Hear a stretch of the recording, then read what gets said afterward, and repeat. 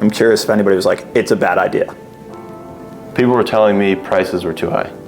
Have you always heard that? Since I've been out of school, I've always heard prices are too high. Yeah. I'm gonna make my story better at the end of my book. Yeah. Right? It's like my end of my life. So I took that as a sign that you're ready. Opportunity for anyone to do what they really care about. I think we're framing it as unique, but you're really just being yourself, and being yourself is in the minority.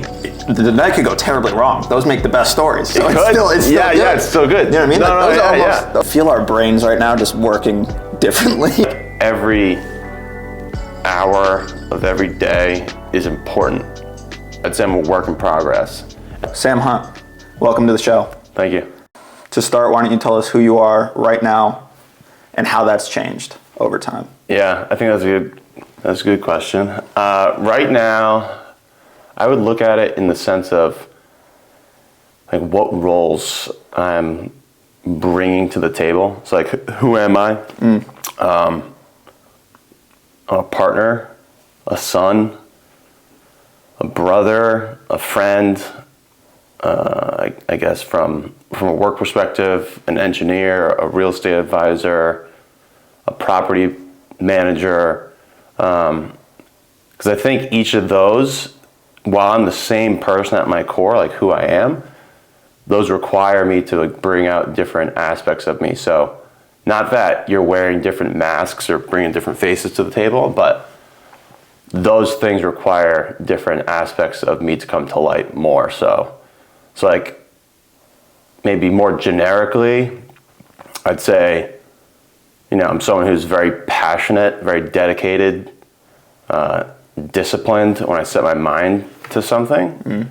A lover, someone who's very emotional and caring.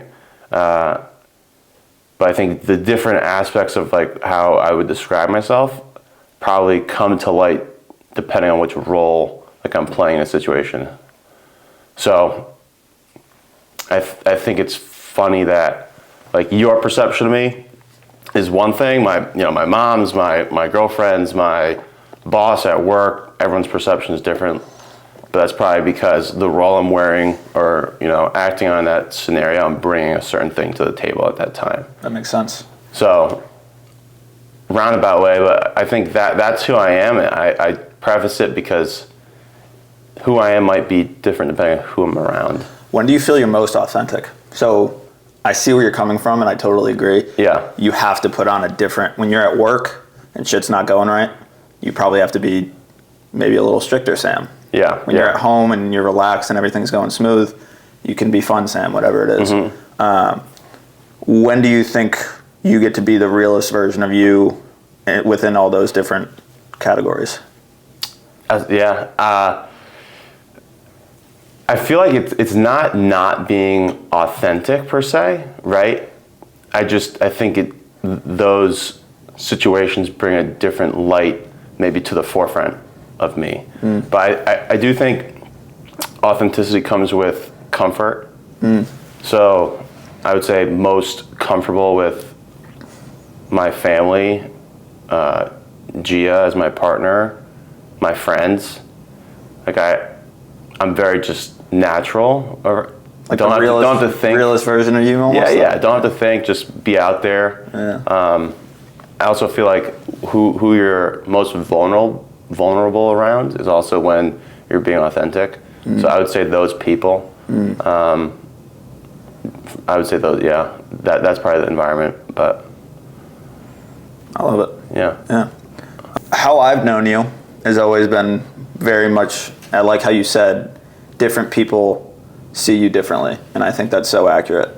I was thinking about this last night, and I have a client who's 60 years old, former client, and him and I get along great. He's health and wellness, his morning routine is perfect, but if I had met him when he was 25, or around our age, right, I don't think we would have got along, right? So you meet people who have known him his whole life, and I've only known him for a year or two, and I get along with this version of him. Yeah. Right. So I think that's an interesting concept of how meeting people at different times and meeting people in different settings and having to be a different person if I'm happy-go-lucky morning workout class and you meet me then, compared to if I went out last night and I'm at a breakfast shop and I'm hungover. Two different people, right? Definitely. So that's an interesting one to me. To get back into you a little bit, leadership roles, entrepreneurship, work ethic. You've always been a leader from my perspective. You've always either Thank you. fraternal, you've always taken those roles, and you embody it well. Where do you think that comes from? My parents.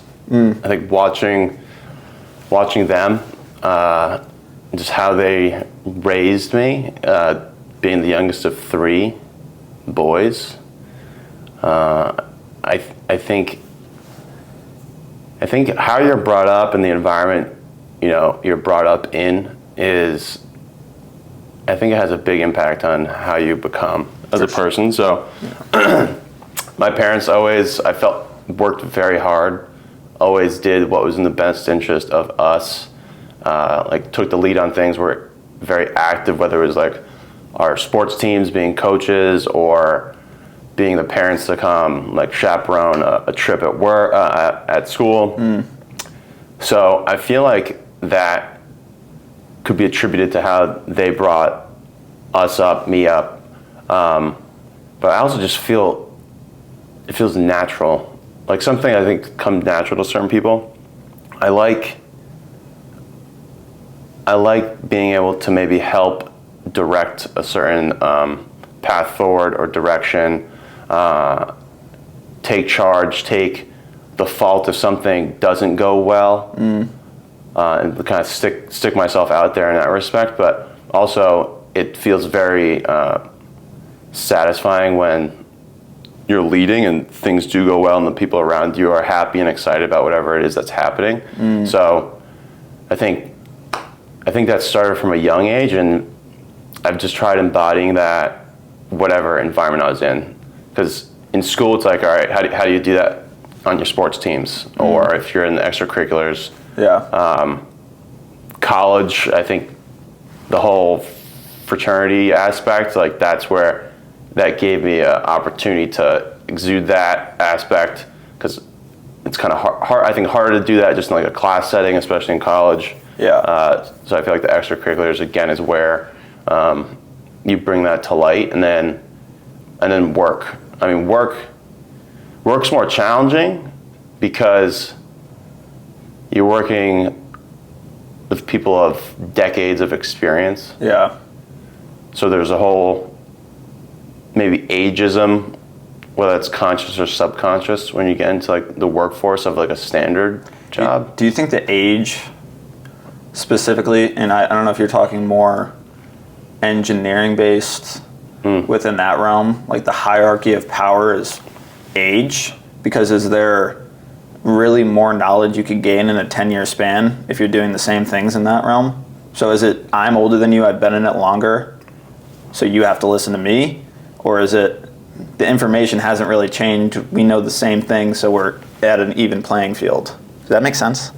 See what I'm saying? Yeah. No, so I think it probably depends on the work environment. So if like my current job, right, electric boat, big company, Fortune 100 company in General Dynamics, I think there is inherent experience that people probably get, working the job, that there is a benefit and a familiarity to the company or how things work that maybe that I really think is less so the age, but maybe sometimes perceived as the age. That's like important because like you've lived through things at the company, or you've seen things at the company. Is that the business side of the company though? Or does it depend on what realm you are in at work? Because if I don't know what do you do specifically? Let's go. Yeah. So background was mechanical engineering. I currently work in like our IT department, which is broken up into a bunch of different segments. We have like people who did computer science and do like development work. I'm more on like the system engineering track, so like understanding the systems that a business uses and needs like to be successful. Well, I don't think that's probably an aspect of business that I didn't think about before getting into like a 9 to 5. How does your education come into play with what you're doing now? Is it directly correlated, would you say, or do you No. Yeah. Well, so it isn't, and it isn't. Mechanical engineering, 0. Interesting. But engineering, like the principle of engineering, I'd say is just, I break it down to this. If you're an engineer and you have that piece of paper, I think that just certifies for like most of the time that you have some level of intellectual capacity. It's like you're intelligent, and then you're like a problem solver. And that's it. Like if you really specialize in some aspect of engineering, yeah, that you have like your niche, and maybe you're doing that every day, for sure. But I think at the root of it, like critical thinking, problem solving. Yeah. So I'd say I practice that aspect of work of like what an engineer is, but not really the mechanical side of what my education was. So yes and no in terms of how applicable was kind of like my hardcore mechanical engineering background at this job, but it's IT business systems. So like people you don't think about it, but like how does a manufacturing company like get its material? How does it track its material? How does it warehouse its material? How does it interact with the suppliers of that material?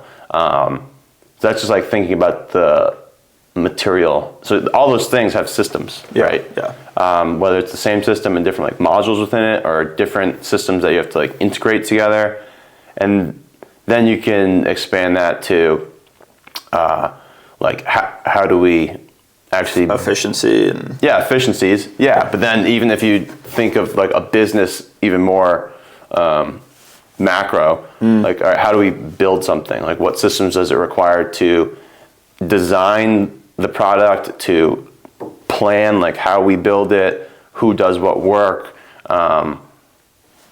take this part and put this part together and start assembling whatever it is you're manufacturing. So all those things are like system based.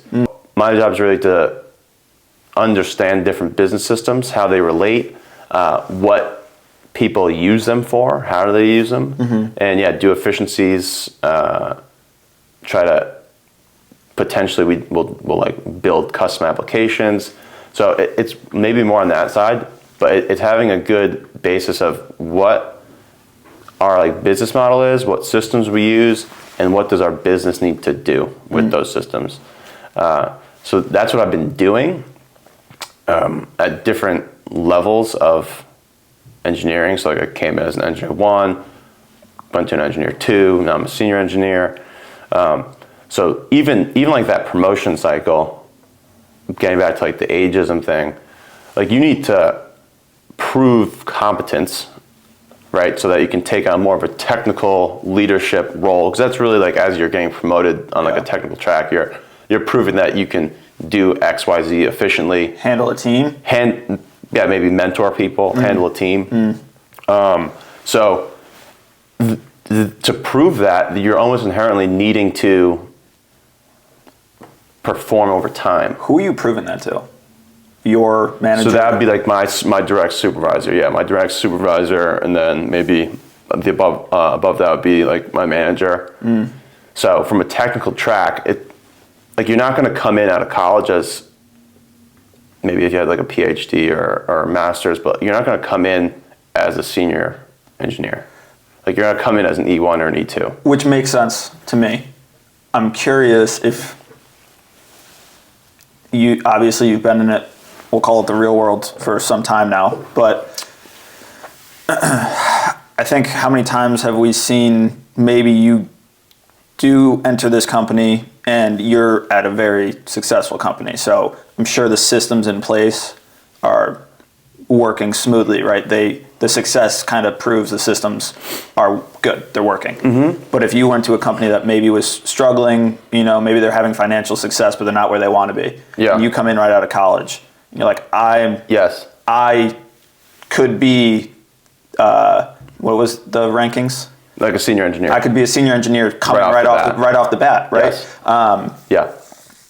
But to the point you made with ageism, is it still, you just got here, even though you embody all these leadership roles already, right? You could take the lead and make this company better, but due to the chain of command, ageism, the hierarchy of power, like all these different things, yes, you need to saddle up and go through the motions. Yeah, you got to prove it. You see what I'm saying, though? Yes, no, that's exactly right. And I think that's actually where I was originally going to go, is that it really depends the environment you're in. Because if you're at a large, established, successful company, whether you're there or not, they're going to be successful. Like if I didn't start working there, they'd still, to measure the impact I've had as 1 out of 20,000 people is very hard to do. Yeah. So you have to like prove that out over time. Yeah, if you're going to a startup, if you're going to a company that's 10 people, like you might become their VP of engineering over a year or two.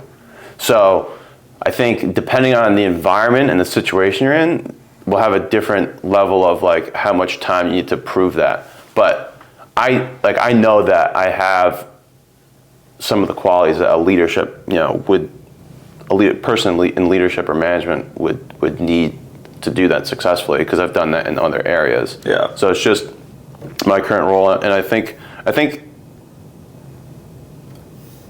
been brought into certain things at work where it's like interviewing and hiring and mentoring team members, where I think that has been realized. So like that's a great feeling as someone who comes from those leadership background that I have, where like at work that's being noticed and I'm being engaged at that level. But it just took time maybe to get there, or to have that recognition to be able to partake in that way, which I think is no problem. I think there is a level of like earning your stripes that is very fine. Yeah. Like because you even see that as like a high school athlete.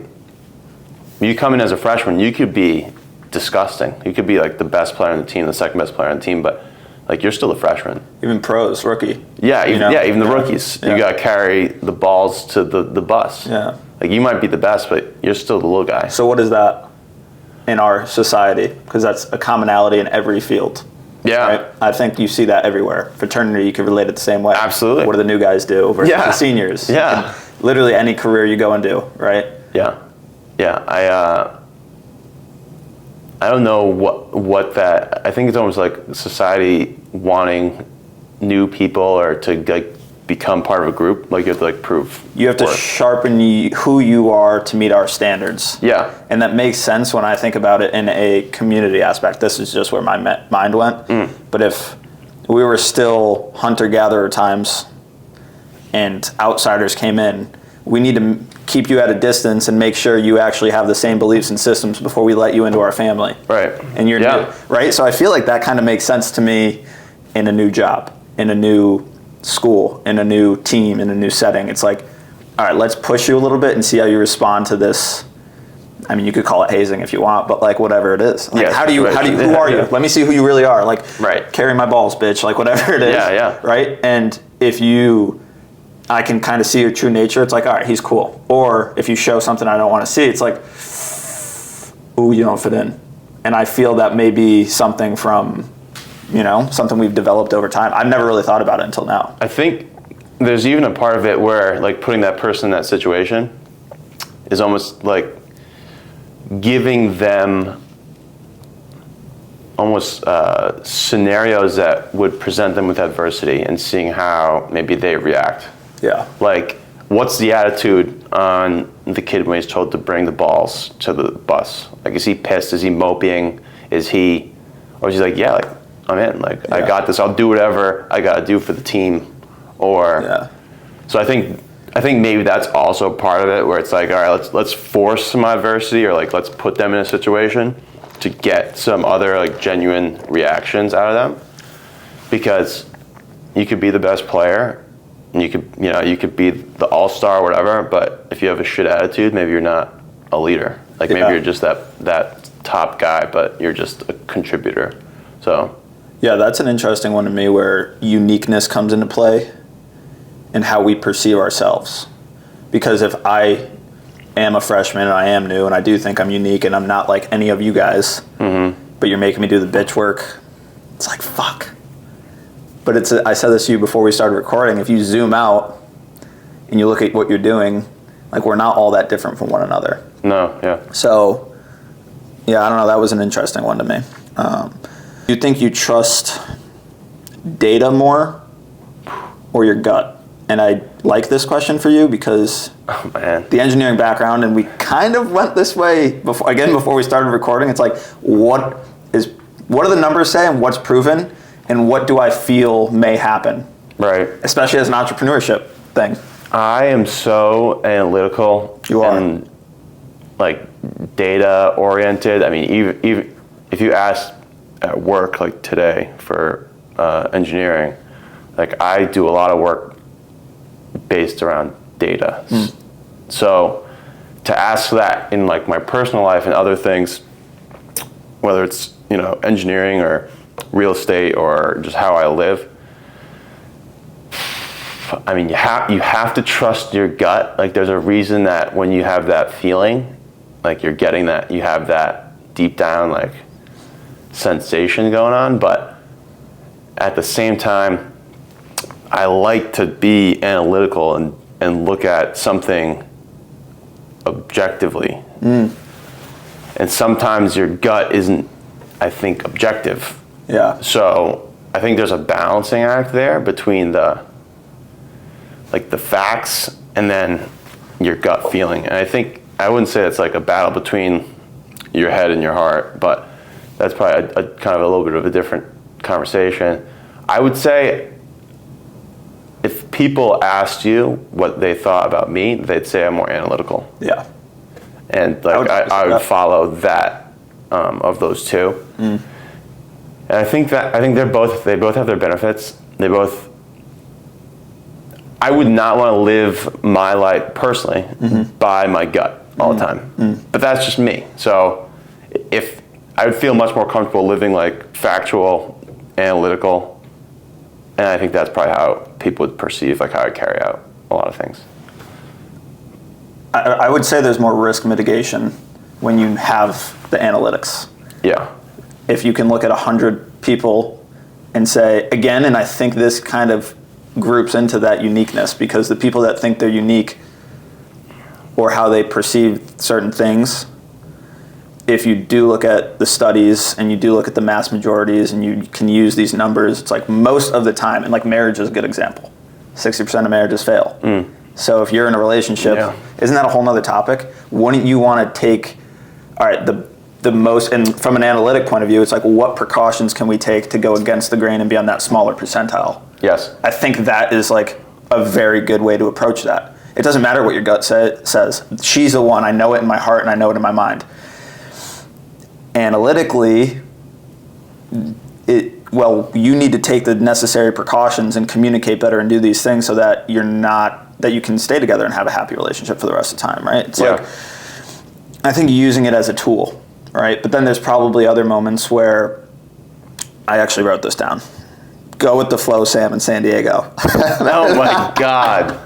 That was challenging. But that's the thing, right? So for you, if you are on vacation, what's something where you can be like, all right, I could take myself out of this and just, things don't need to be systematic. Things don't need to be, do you feel like you can do that? Do you feel like life is always, all right, this is ABCD, 1, 2, 3, ordered out? And I feel like, again, there's a similarity with you, with your career, who you are, leadership, all these things kind of spill into one another based on who you are. Yeah. To use the San Diego trip, I mean, that was actually very challenging for me because this is, the second year coming to visit you in San Diego. The first year, like, we did a bunch of stuff, cool stuff, fun stuff, and going into it, it's like, all right, what are we doing this year? We came, we got the Airbnb, we had it booked out. I barely saw you. Well, no, not even that, but like, we didn't really have a plan, like, for anything. Yeah. And like, the first day I got worked up about it because I'm like, we just wasted a day of this trip. And I'm like, I'm just gonna go with the flow. Yeah. And then I said that, and like, it was, jokingly, but everyone was like, oh, flow. Sam's on the flow. So, and honestly, it sucked. Like me trying to be like, all right, I'm not taking a leadership role. Like I'm not booking anything. Like we're gonna do something. I'll just we're either not gonna do anything because no one's gonna do it, or like someone else will do it and it'll get booked. But like now I'm like taking it out of my control. So like I'm almost like living in like a state of like, is anyone gonna fucking do this? Like is anyone gonna make this reservation or book this plan? And it almost like gets you worked up because you're sitting there with an unknown. Yeah. And you want to like take maybe the lead or charge on it, but I'm like, no, fuck it. I'm going with the flow. So do you think that's what it is though? Is the unknown? Like it's the anything could happen in this moment. Like what do you think that is? Because that's again why I thought it would be good for you and I to sit down, because I'm kind of the other side of that coin where I like the spur of the moment. I kind of like the unknown. I struggle with things being spur of the moment. Like if I didn't have it planned going into that day, it's actually hard. I think I've noticed this myself. I don't know if anyone's ever said this to me, but having a plan, like someone trying to make a plan for the day I'm currently living in, I'm almost resistant to it. Why? I don't know why. It's just an observation that I've had. And back to who you are earlier, kind of like who are you right now? I'd say I'm a work in progress. And there's those things that's a great answer. Thanks. That is those great things that I recognize that I know maybe I want to improve on, and like I know I need to work on that. Yeah. Like you should be able to live life and enjoy life, and if something comes up, you shouldn't feel uncomfortable. Like that's just something that maybe I've come to realize. I don't know how to address it or come through that, but recognizing it is like the first key point of it. But with the whole San Diego thing, it was challenging to try to go with the flow and not take the lead, because obviously historically I like to do that in whatever I'm doing. So stepping back, and it ended up being a great trip. I think it's being scared of not making the most of the time. I feel like every hour of every day is important. So not having it planned out, you're wasting it. I totally agree with that. I think, to your point, is when I schedule my tomorrow the night before, I'm way more productive. It could be from, 3-hour work block, workout, 2-hour work block, dinner, movie on the couch. Like that's my day. Those work blocks are way more productive. When I wake up and I am more go with the flowy and like, all right, I'll work out, I'll do my things, I'm not nearly as productive. So I like that. Like every hour of the day has value. Right. Use it. Yeah. And I don't have my days like planned out like that, you know? Like I might have more like a mental checklist or like a running to-do list. Yeah. But I recognize that I can't do everything on my mental checklist or to-do list in a single day. It's like impossible. Like knowing what I have go on. So it's just almost trying to prioritize and like, what am I going to do today?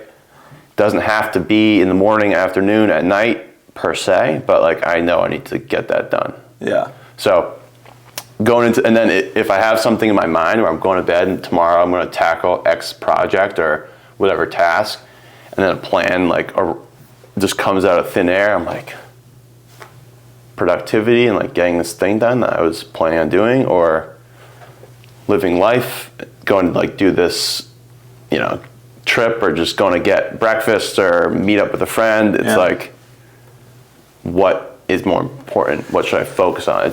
That's like where it puts me in a tough bind. You and I are so different in that way, and like it's not good or bad. It's just and that's why again I love, like I could feel our brains right now just working differently in a way of like, if you have work to do and I called you and I'm like, let's go get lunch, you're like, I can't, I have this planned out already, right? I might not even say it. But I might be like, but like I can't, right? If Yeah. somebody calls me and is like, let's go get lunch, like my social, there's something in me that is like, I don't know if it's fear of missing out. I don't know if it's the social experience. Like I'm like, I need to go be in that moment and I can do my work later. Like it's so weird to me. It's what I'm naturally drawn to. My mom and I were actually talking about this the other day.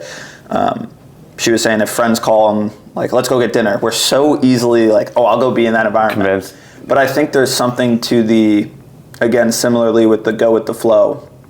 There was a study done where they asked individuals what the best part of the night is when you're going out on a Friday night. And it's not being at the bar or the nightclub. It's not leaving the bar or the nightclub. It's not showing up at the bar or the nightclub. It's like getting ready for the night because there's so much unknown. And I think I don't know the exact numbers. I'm probably wrong, but it was like 80% of people said the preparation for the night because your mind is in so many places of, oh, like she may be there, so it's going to be a great night. Or maybe I'll talk to somebody else. And then when you're actually in it, it's not really like what your expectations were. Maybe it is, maybe it wasn't. And I think there's something in me is like there's an opportunity every time something like that arises that's going to change my reality now. I don't know. It's weird. So the unknown is exciting too. To me. Yeah. It, like incredibly. My mind goes to this, anything could happen in a good way. Mm-hmm. Isn't that, like that excites me so much. That is exciting. And I think the key of that kind of frame of reference though is the end of what you just said. Anything could happen in a good way. Yes, but let me reframe it. Even if it is that would be what's your definition of good and bad, right? Because the night could go terribly wrong. Those make the best stories. So it's still good. Yeah, it's still good. You know what I mean? Those are almost the best nights. Absolutely. Like I look forward to shit going wrong. Absolutely. It changes that. If you do the same shit every weekend, we go to the same bar, we see the same people, you need a break in the chain. Yeah. Tonight, some shit might go wrong. Yeah. So it's going to be a sick You story. want it to. It's going to make, right? Yeah. It's going to make my story better at the end of my book. Yeah. Right? It's like my end of my life. No, but I think that's a good, so why I added like the ending of how you phrased it is like your attitude towards it is good. Maybe, and I don't know, I haven't thought about it for myself, but maybe it could be possible that I think like, all right, well, this is a change, like what could be bad about this? Like, so going into that unknown of like going out, maybe I'll have a negative perception of that, whereas you had like a positive reaction, positive attitude. Even if the worst thing happens, I'm going to be excited about it. Like, I'm going to love it. So that could be part of it. But that is interesting. Yeah. We'll get a little into real estate. I just feel like this one kind of. Yeah. I know. We'll get there. We'll get there. I wanted the free flow. That. You know. Yeah. I think this is a good point, and I thought about this the other day. My niece is a freshman in high school. Yeah. I've been going to her basketball games, we've been working out and doing some things. And I thought about this because when you're in high school, I'll say middle school is probably when it really started for me. You get to high school, you're a teenager, you're going through puberty, and all you want to do is fit in, be accepted by your friends, your peers. What do I have to do? I'm curious how you feel in this moment. You're a sports player, all these different things. I just want to fit in and be like everybody else. Mm-hmm. And you get to a point in early adulthood, at least I did, where I don't want to be like everybody else. I want to be different. I want to be unique. I believe you get to a point, I'm not there yet, I'm working on it, where you just truthfully don't give a fuck. Mm-hmm. I think most people in their later years get to that point. Yeah. Right? What's your perception on that? How do you feel you've experienced?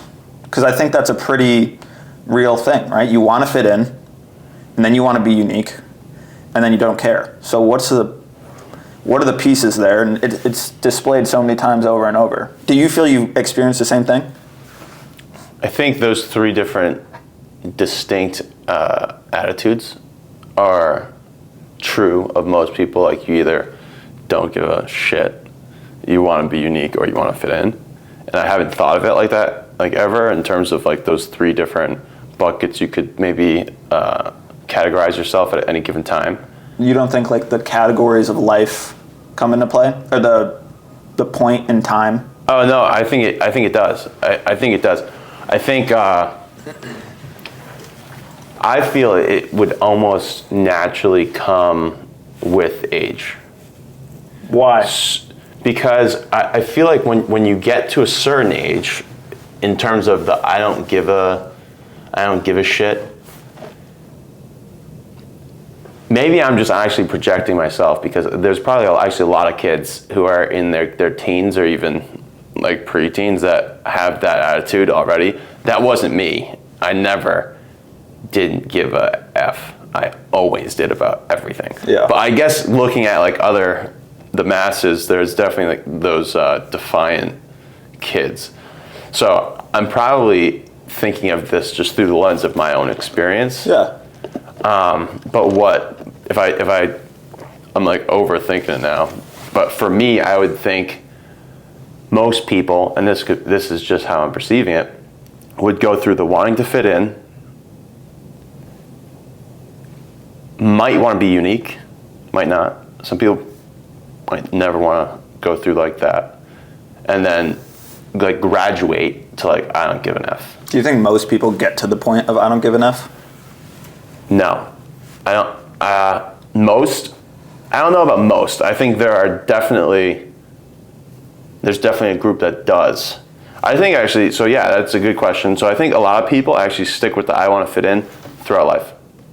Just like I want to fit in. I think that's probably the most common if you're breaking into those three categories. Why? Because I think maybe it's changing now where people want to be more unique. And I think that's more like our generation thing. But if you start to think about maybe our parents' generation and the generation before that, it wasn't about uniqueness. It was about like community, greater good, like almost like a nationalism, like within like the country as a whole, like we're American, like we are one. So I feel like fitting in was just inherent of how people lived. And I think that also kind of intertwines into like roles and responsibilities of people and the household and different like gender roles. Yeah. And I think that was very common.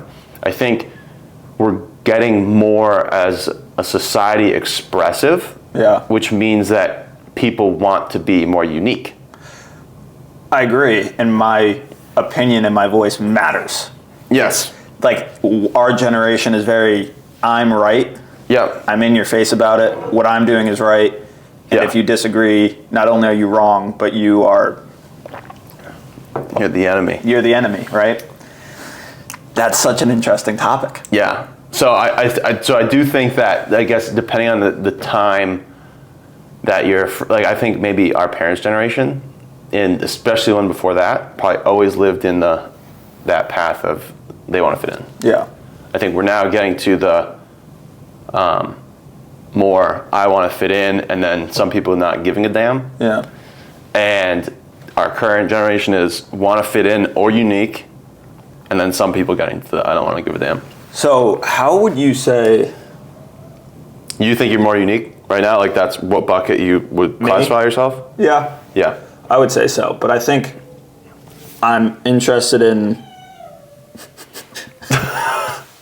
the dog. I'm interested in what you would think where if somebody's... Again, I think this is more our generation.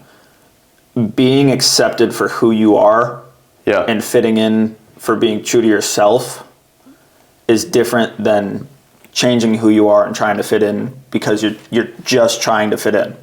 So being accepted for who you truly are versus I'm in this environment, I'm in this position, and I need to change who I am so I'm accepted here, which I feel I got a taste of being in San Diego versus like and I am a big advocate of like leaving your hometown because I think you just find out a lot about yourself. But again, that's just personal experience. That's all I can speak from. You attract to people who are like you, and then you're in a position where you don't need to try and fit in because you're just being yourself, and those people just naturally come. When you grow up in an environment that's controlled and you have the same friends since elementary school, and you're all different people, but we've been friends forever, even though we not even think the same way anymore. But we've been friends since we were kids, so like we're stuck with each other. You see where I'm coming Yeah. from with that? So socially, I think it's an interesting concept where do I feel I'm in that unique category? Yes, but I still feel I'm trying to fit in that category with people where I'm taking risks like the podcast, the fitness stuff, but I'm trying to fit in that community. Yeah. See what I'm saying? Yeah, So yeah. like maybe that community itself is unique, but it's the same thing when you're at work. You know, you need to fit in with your coworkers. Right. And then are the relationships genuine? We could go down a whole array of things, which also I have another question on, but yeah, I think that's an interesting one. Yeah. Well, even when you think about it from like the home friends perspective, Yeah. 20 years ago, 30 years ago, how many people were really like saying, I'm going to just move to San Diego? Yeah. Not nearly as many people as would now. So I think that is like the change in how our society is. Yeah. And I do think it's funny that not funny, but like it's a good point that you're trying to, and it's really not even be unique. I think we're framing it as unique, but you're really just being yourself, and being yourself is in the minority. So like you might have That was 95% of your friends who are staying home, Yeah.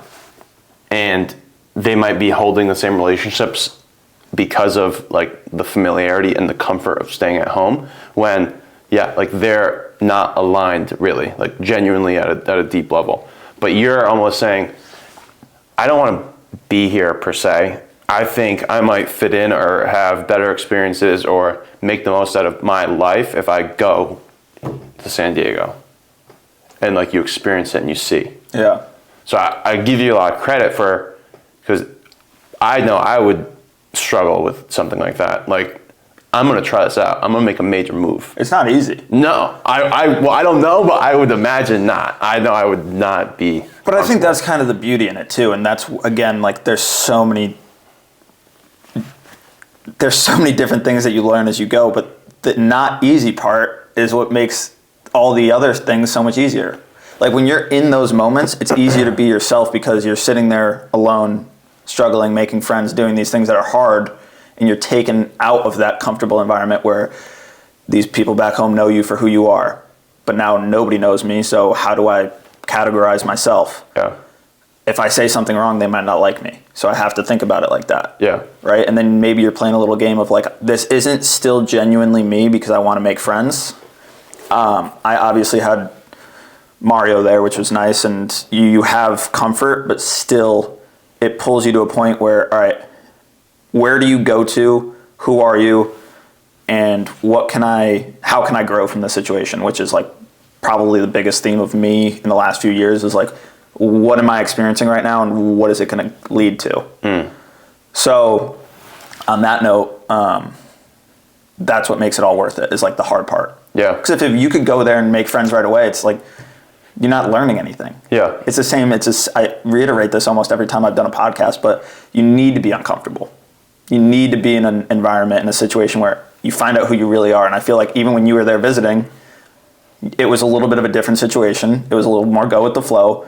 And you learned in those moments, probably now looking back, you're like, all right, I wonder why I need things to be a little bit more controlled for me to be comfortable. Mm-hmm. And it gives you a chance to be introspective, and it gives you a chance to think about it. And right? If you went there and everything was smooth as could be, you wouldn't even have thought that way. It doesn't force you to think. Right? So I think that's what interests me. So when you went out there, I think you were talking about it a little bit. Do you feel that, because you could be put in a position where you're even less authentic because you're just trying to make connections because you have no one to fall back on, right? It's like some people probably go out there thinking like they're going to be their genuine selves or like become more them. Be whoever you want. And they're like more fake and just performative. Yeah. So do you feel like, I feel like there's probably a balance there. Yeah. But being out there and doing what you did, do you feel that you were able to be more of you than you were here?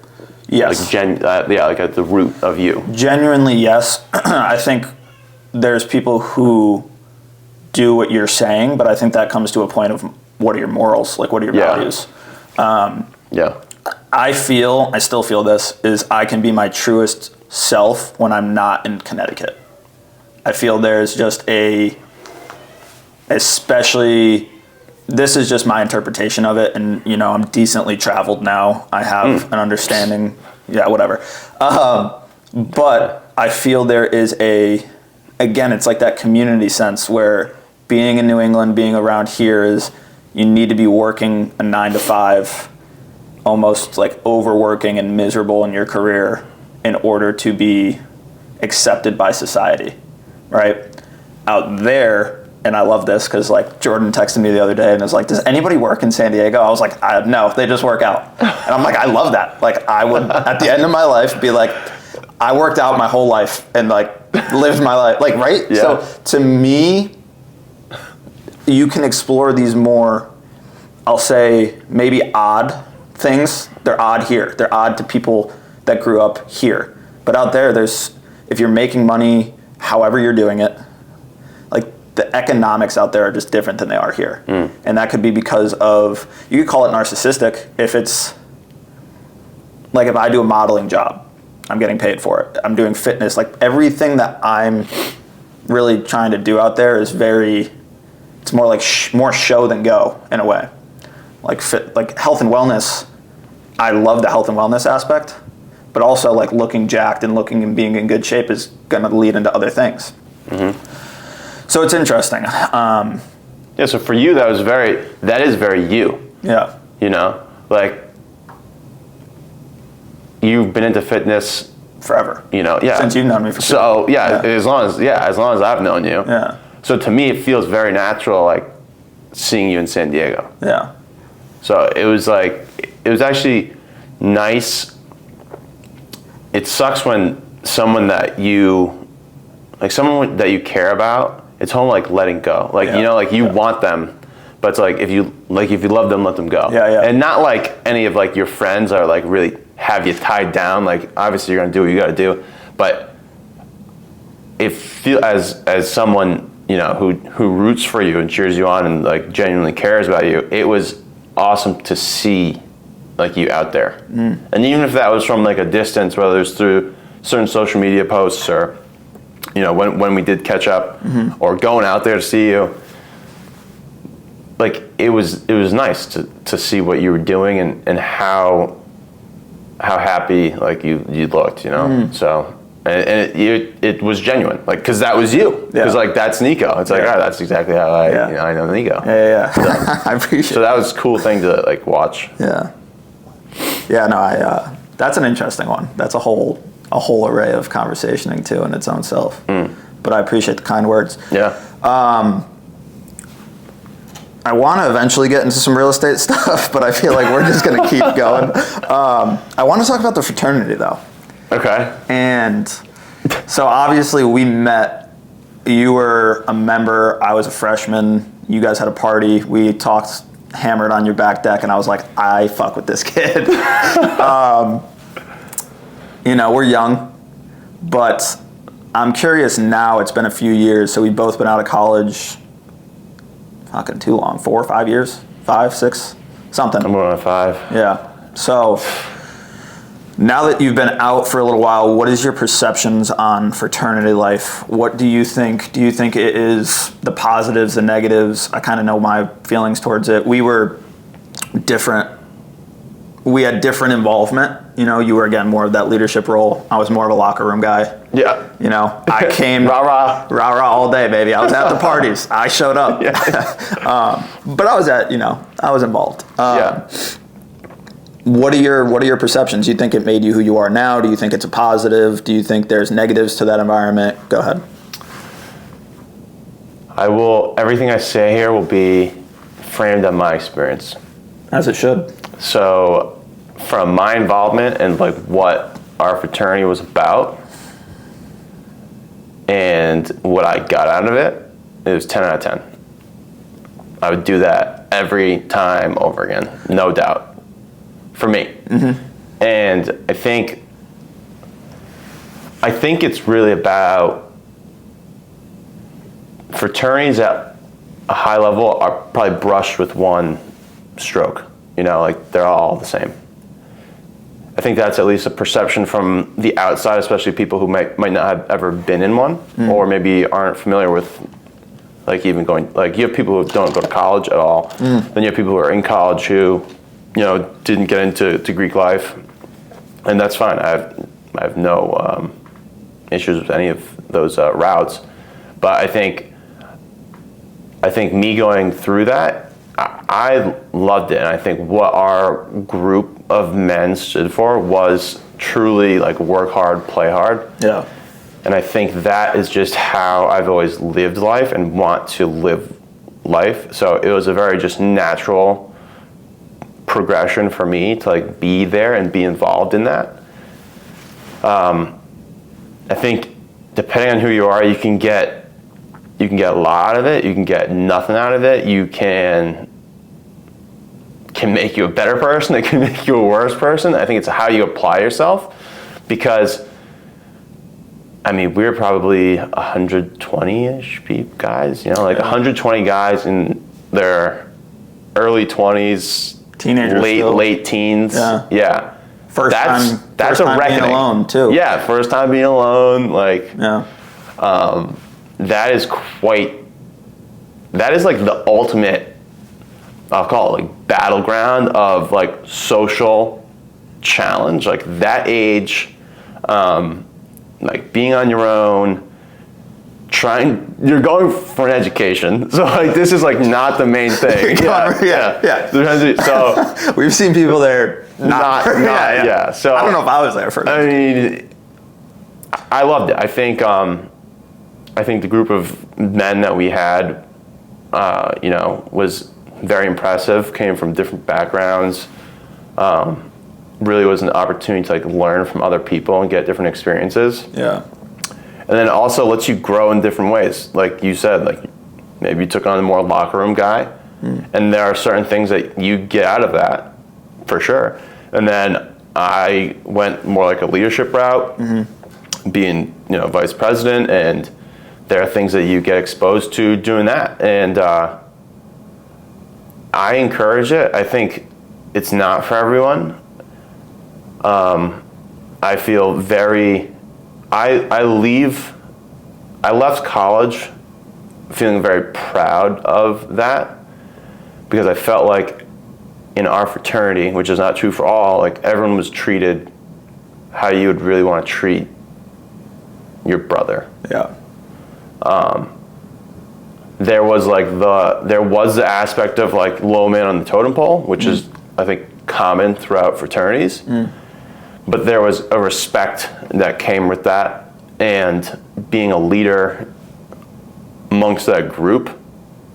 Sometimes ideals or how we operate gets challenged, and I think we always, at least while I was there, stood true to what our group was formed on and why.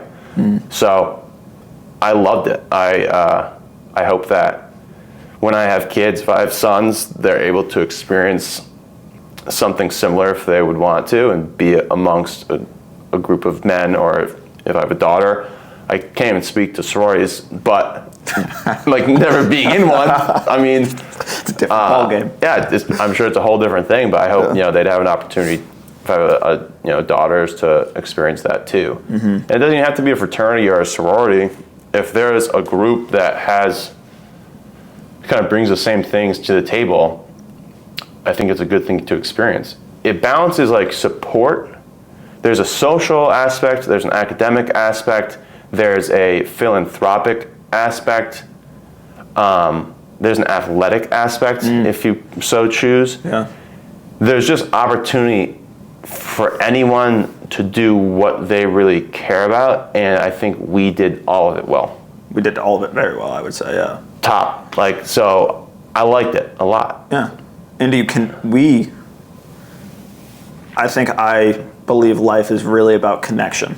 And that in itself is, you're creating a group of people where, we're all slightly different, but we all have similar values. We're all connected in a way of, I walk through campus and I see guys that I know they have my back just because we did these things together. We stand for similar stuff. And like, I guess it goes back to what you said earlier with when we, as a country, used to be like, we're the USA, right? It's that same attitude. It's just minimalized. Yeah. It's on a college campus. Right. I agree. How did your perception change from going high school to college? Like, did you know, I know you told me the story before with your brother where he came to a game and you're like, I think that kind of set the tone. You're like, Yeah. It probably changed your attitude, right? Because before I got to URI, I had the classic like fraternity douchebags. Yeah, no, I'm good. That's not me. Yeah, yeah. And I think, like you said, people who have maybe never experienced it, maybe you have that idea in your head of like, I see Jordan Del Mastro walk down the road with a hat on backwards. Shout out Jordan, and I'm gonna flame him real quick. But I'm like, that's a frat douchebag. Especially when he was like a sophomore or a freshman, like he embodied it so well. And he loved every moment of it. He was great. He was great. Shout out Jordan Del Mastro. But you know what I'm saying with, like, that's the image people have. And then you're like, wait, they do the philanthropic work. They do good things. Like, different people come from different aspects. And what was your perception of it when you left high school, got there, experienced it? Did anything shift? Were you more? Yeah, that's a good question. So I'm going to back up even more than that. So I'd say most things that I've experienced, like I've really enjoyed. I'm going to back that up to like high school, middle school and high school. So where I went for school, I loved it. So my senior year, it was serious. Like school was serious. It was taken very serious by most. I was very serious about it, at least. And I was very focused on especially my senior year, like what I was doing. So school was demanding. Senior year in sports, like you want to do the best, be the best. Like the whole college process. So my brother, best friend, I would say I was not,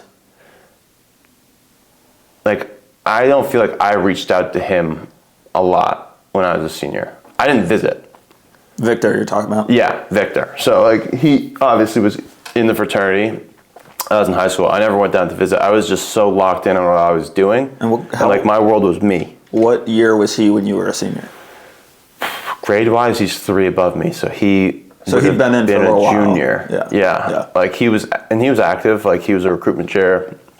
He recruited my class. Yeah. So I would say I didn't have a good understanding of what it was. But yeah, my senior year, I mean, he would come to games a lot. Just him, or him and Alex would come, or him and Rosano.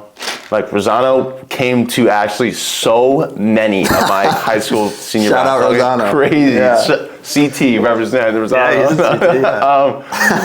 Yeah, so like, and I loved that, and I feel like maybe I didn't even show as much appreciation as I should have at that time for those people. Like, I think the fact that like Ant would come because of just how close he was and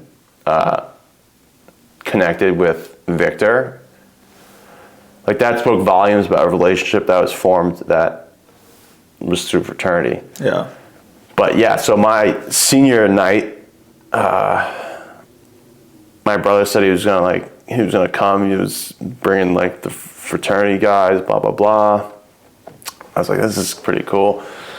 So I think they tried getting a bus, and something happened with the bus, and they couldn't get a bus. But ultimately, and I was like, it was my senior night. I was like focusing on that, Yeah.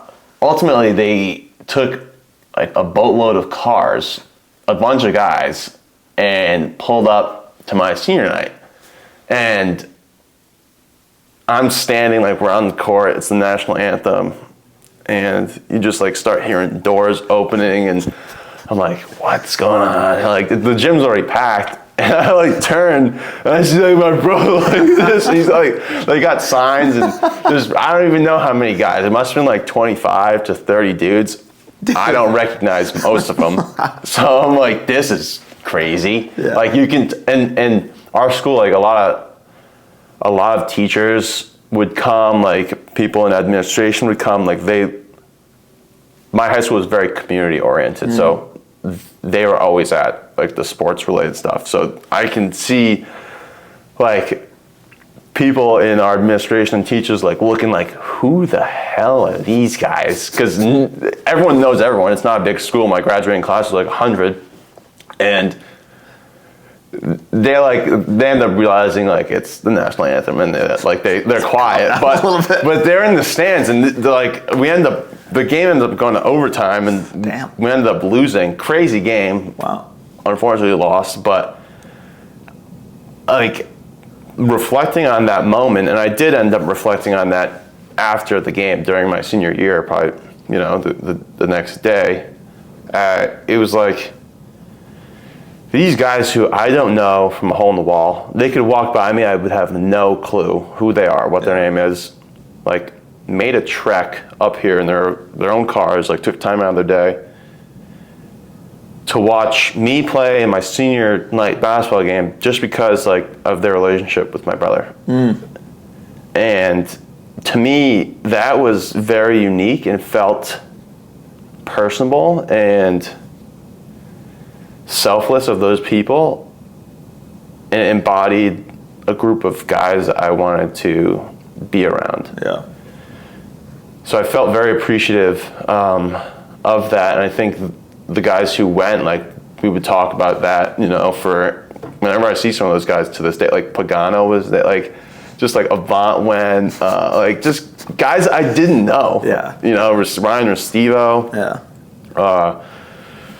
So it was quite the experience for me. And then when I got like my college acceptances, I was never on the radar ever. What was it? Not going to Why? URI. No one from my graduating class went to URI. I was the only person. It just like, I don't know why, but after I got the different acceptances, Where do you want to go? I wanted to go to Brown. Yeah. I did an early decision to Brown, got waitlisted on the early decision, started getting, early decision, I don't even know if a lot of people know early decision. Early decision is like you apply before the normal application period, still in like the fall. If you get in, you're going. Yeah. Like you could hear from other schools, but like you are like saying to that school, if I get in, I'm for sure going. You're my one, I want to be there. Yes. Yeah. So I got waitlisted on that. And then I got other acceptances. I only applied to schools in Rhode Island, Mass. Comfort, right? I wanted to be close. Got into BC, BU, Northeastern, URI. I don't even know where else. Some other schools in Mass that I never even looked at. But being the analytical person I am, I take my acceptance folders and the different scholarships or finance stuff, and I'm sitting with my parents. I have it laid out. I'm like, we are so different. All right, where am I going? They're like, where are you going? And I'm like, well, it's way cheaper to go to URI. And they're like, no, just where do you want to go? This is your education. I was fortunate they always supported me and whatever was best for me. I went to a private school, so there was a cost with that for high school. And I was like, but it's fucking so cheap. Yeah. And Victor's there, I'll do URI. My dad's like, why don't you go to Northeast? Why don't you go here? I'm like, I'm gonna do URI. Yeah. So from not having it on the radar at all, I think probably subconsciously that basketball, them coming and seeing what they did, and feeling that connectedness and a sense of belonging, on top of it being a third of the cost or whatever, solidified. I was like, I'm going there. Yeah. So subconsciously, we were talking about it before we started. Yeah. It was exactly. Yeah, we were, and I think it's interesting. We'll have to talk about that too. Yeah. But I think that's what got me to the whole URI thing, and so that was a kind of a life-changing event that was because of these guys who didn't know me, just knew my brother. Yeah. So it's a really cool story. I'm really happy about what happened. I wouldn't change it, and shout out my brother. You know, it's so funny because I ended up at URI. I never visited. I just was like, all right, I'll go there. I never visited either. Yeah. Oh, really? I didn't even visit him. Yeah. That's crazy. I didn't even visit him. Wow. I never visited the campus. I couldn't have told you what the campus looked like. I mean, there are times where I went there, like high school basketball played like the state championship there. And like my oldest brother Gary, like he was at Hendricken, so we'd go for stuff like that. Yeah. But I never actually toured the campus, and the only time I visited was because I needed a place to stay on a late night like high school escapade, and I was kind of down near Narragansett anyway. Yeah, but you're not on the campus, you're in Narragansett. No, yeah, and like he was, I don't even know if like his house and the guys he was living with were home. I just crashed in like a bed, and then their move out day was the next day. So like this was like post classes being done. Yeah. So, but it was fun. It was cool. It was cool. To tie it into subconsciously is because I think for me, I had grown up going to beaches in Rhode Island. Yeah. I loved Narragansett at a young age. Like the name of it, I had some of my family friends live there, have a house there. Like there's comfort in that. And subconsciously, I remember going to the beaches, being in Rhode Island, and I was like between Tampa and URI. Tampa was kind of far. I was still at this point in life where I don't know if I wanted to be far away from home. Yeah. You know, now I feel like you would have done that today if it was option today. Yeah, there were some things for reasons I didn't end up going. Yeah. But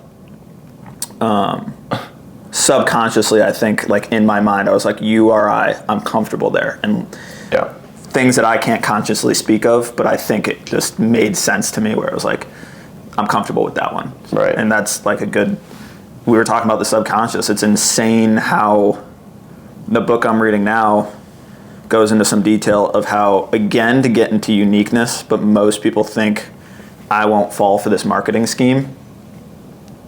And I don't have an example, but it's just amazing because I'm one of those people. And I'm like, no, that would never work on me. But it always works. Like people, it does work on you, whether you realize it or not. And I've fallen for those traps if I admit it or not. But the subconscious is a whole another ball game. Yeah, I need to understand my subconscious more. I'm excited to read that book. Dude, it's taken me a little bit. It's a slow burn for me. Depending on what I'm reading, is definitely speed-wise. Yeah. But yeah, it's a good one.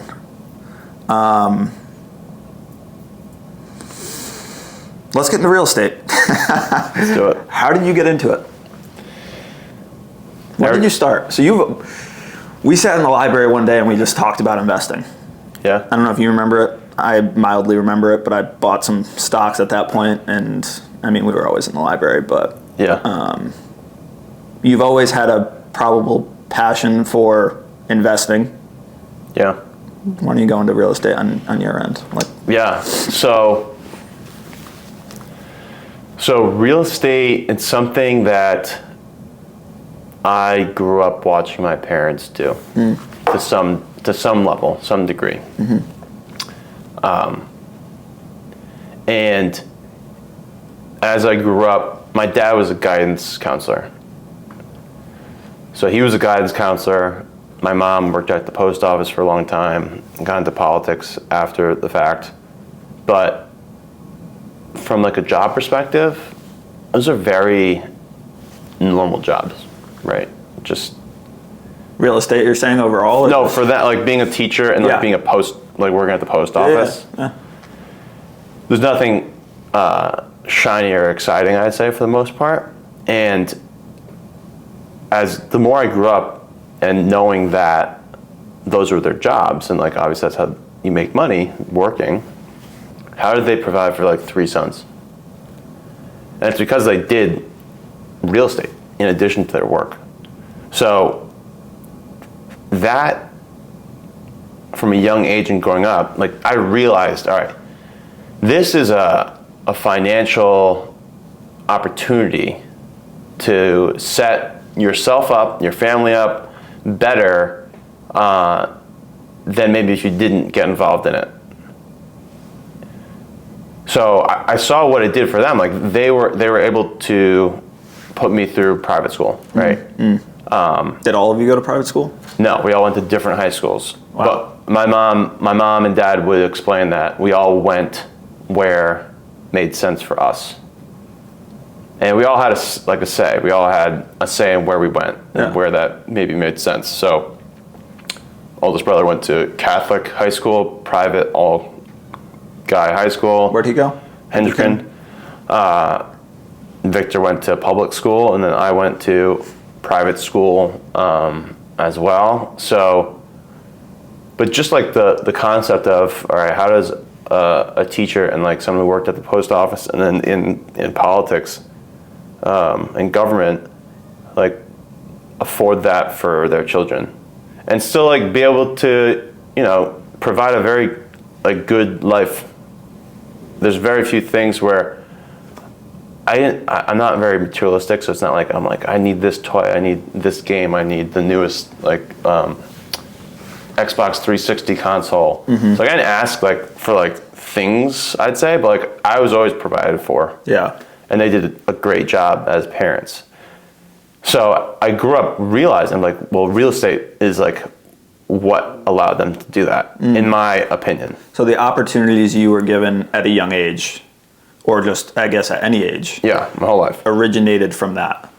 And that was the attraction initially. Yes. Okay. Yes. So seeing what it provided, like a family. Yeah. And I'd say a lot of what I do now is, from an investing perspective, is like long term. I sometimes get caught up in like short term stuff, like the flashy things. Yeah. Could be different things. Like could be like a crypto meme coin. Yeah. That's exactly what I was thinking. Yeah. I didn't anymore. But that's also fair. Like it's like you want to. That's FOMO, I think, too. Is like let me throw my hat in the ring, small portion, right? And then you have your long term stuff. Yeah. So the long term aspect, like and this gets back to just being analytical and like disciplined in whatever I do. Mm-hmm. The long term is great. I like that because I know where I want to get to or what it's going to provide over a time horizon. And so I saw that and I knew, all right, I'm going to be an engineer, but which is most people would consider like a good job. I like problem solving. I like math. I like whatever, engineering type stuff. But I'm going to pursue real estate investing too. You always knew that? Yeah, for sure. So when I was in college, like the last semester, I ended up taking a real estate class. I took that class. Remember? Yeah, I would like text you about it. I love the class. I actually recently read an email, and that professor, Richard Levy, he reached out to me at the end of the semester. It was COVID, so it was like probably a different setting than Didn't usually. you get the best grade? He told me I had performed the best of any student he's ever had, and he wanted to understand like how and why. I love everything about that. So that's awesome. It was awesome. Yeah. And I actually was debating on reaching out to him, but maybe 2 months ago. I didn't end up doing it, but I want to do that to connect and just like talk about kind of where I've been since I was his student. And so his class was awesome foundation, but it just built onto like what I already knew and witnessed being like my parents' son. Yeah. So that's probably why I had an interest in it, and I also had a really good background and understanding just from what I'd been exposed to. So like from the class perspective, it didn't really feel like class, it just felt somewhat natural and passion driven for me, like taking that. So I really liked that.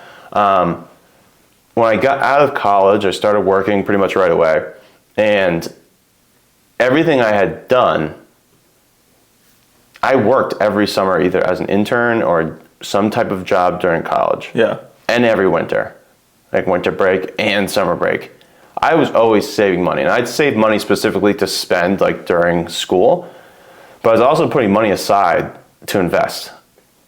And so when I got out of college, I already had like a little nest egg with the intention of doing some real estate. And then when I started working full time, I was able to like add to that, and I was living at home at the time too.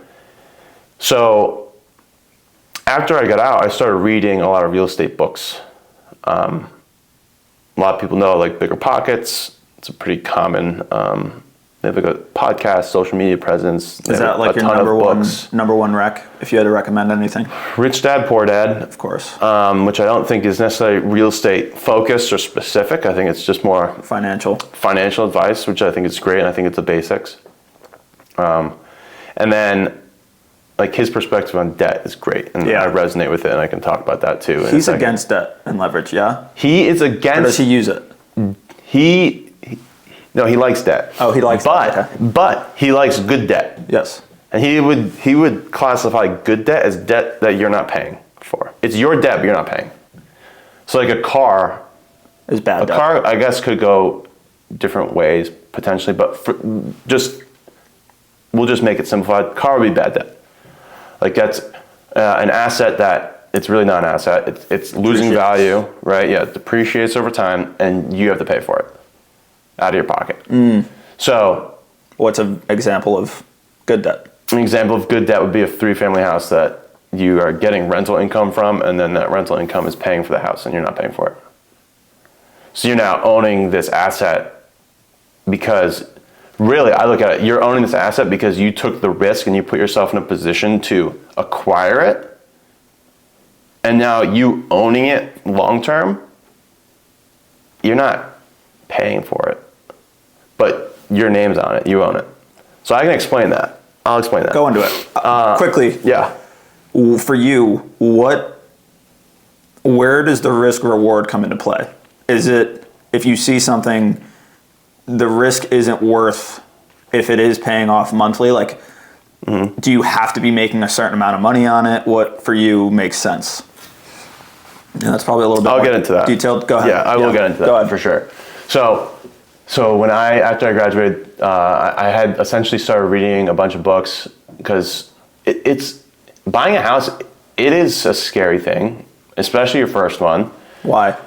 Because it's the unknowns of it. You haven't done it before, and then it feels like this massive commitment, which it is, for sure. So really, those two things make it potentially a very stressful time. And you think of, I have a 30-year mortgage. 30 years is so long. Like, what if XYZ happens? You can start running like a bunch of all the what ifs. What ifs? Oh yeah, big time. So, and especially somebody like you that is analytical. Yeah. Those can trip you up. Yeah. Along the way. So, what were some of the loans, like first home buy? First time home buyer. Did you use that? I did an FHA. Yep. Okay. FHA loan, my first one. What is that specifically? 3.5% down. Usually, you can put more down if you want, but like the whole premise of doing an FHA is that you don't have to bring a lot of cash to buy it. So it's an incentive for people to buy homes. Yeah, because if you have to put 20% down and you're buying a $500,000 house, $100,000 it take you. God, some people will never get to that, and a lot of people would take a lot of time to get to that. Yeah. So the 3.5% is to help expedite and make availability of home buying, like the process of actually purchasing a home, easier, right? So you have to save less money to get there. You have to put less aside. So that's the big distinction. There's like credit. You have to have certain credit, but the credit, in my perspective, my opinion, is low. What like you'd need to qualify for that. So there are different things, and that's all like on the lending side. So that's interest rate. No. Okay. So you have a percent down of the house, whatever the house value is. 3.5 is what it is. So we'll just use $100,000. If you're buying a $100,000 house, you'd need to put down $3,500. That would be your down payment on that house. There are other costs of buying a house, like there's closing costs, but we won't get into that. And then on the remaining $96,500, that would be amortized over 30 years. because that would be like the term of your loan. So of your loan, you have the time frame. How long is this loan in effect for? And then you're really borrowing that $96,500 for 30 years at a certain interest rate. And that interest rate is really dependent on like market conditions. Like today, interest rates are probably around 6%. There's a lot of things that impact that 10-year treasury, state of the economy. There might be pressures it's really like the Federal Reserve has some, like if the Fed drops rates, that doesn't necessarily mean that housing rates are coming down. They're not one and the same. They're different. What rates are they cutting or not? What's affected by that? So the Federal Reserve, like they're overseeing the United States monetary policy. So at different times, like they're always trying to balance out economic growth, inflation, and keep the United States economy in like a happy Goldilocks area. So like if we experience a very challenging times economically, like let's say COVID, or Which interest rates got lower. So the reason did a lot of people refinance? a lot of people refinanced. Yeah, it was a great time to refinance. Interest rates, I don't know if they'll ever be that low again. What's your knowledge on refinancing? Refinancing is, so you would, when you purchase the home, if you were financing it, you'd have a loan on it. That loan, there are variable loans, but a lot of people do fixed rate loans, which is, so for those 30 years, your rate is fixed at 6%. People used to do more variable interest rate loans in the past. Which would look like what? Which would look like every 5 years or at some time frame over the 30 years. Like the first 5 years, you'd be locked into an interest rate. After 5 years, whatever the interest rates are at that time, like you'd now be locked in at that new rate. So you're taking a chance that interest rates might go down. Yeah. Is what I would look for as the buyer. Yeah. Okay. So that unpredictability, like now if that's coming up for a new interest rate and the economy, let's say interest rates doubled since the time you bought it, that's a big increase on your monthly payment that you might not be able to afford. So there's less certainty in the payment structure over that period of time. So people really, I'd say, use it more different approaches, maybe more tactically. And it's more standard to have a conventional fixed rate mortgage now, where you know for the duration, your principal and interest payment is what it is. Seems safer to me also. I would probably it's more predictable for sure. Yeah. So your question was sorry, I'm hitting all over the place. Yeah, we're bouncing around. Let's get into a straight and narrow. First was Federal Reserve cuts rates. Okay, yeah. So like COVID, yeah. Back to that. If they're trying to stimulate the economy, right? Like if everyone's holed up, like people aren't making investments, no one's spending money. They can incentivize that by cutting rates. So if they cut rates, if they make what they're really doing is they're making money cheap to borrow. Yeah. So if money is cheap to borrow, people will feel more inclined to take on some type of debt service at that low interest rate and invest.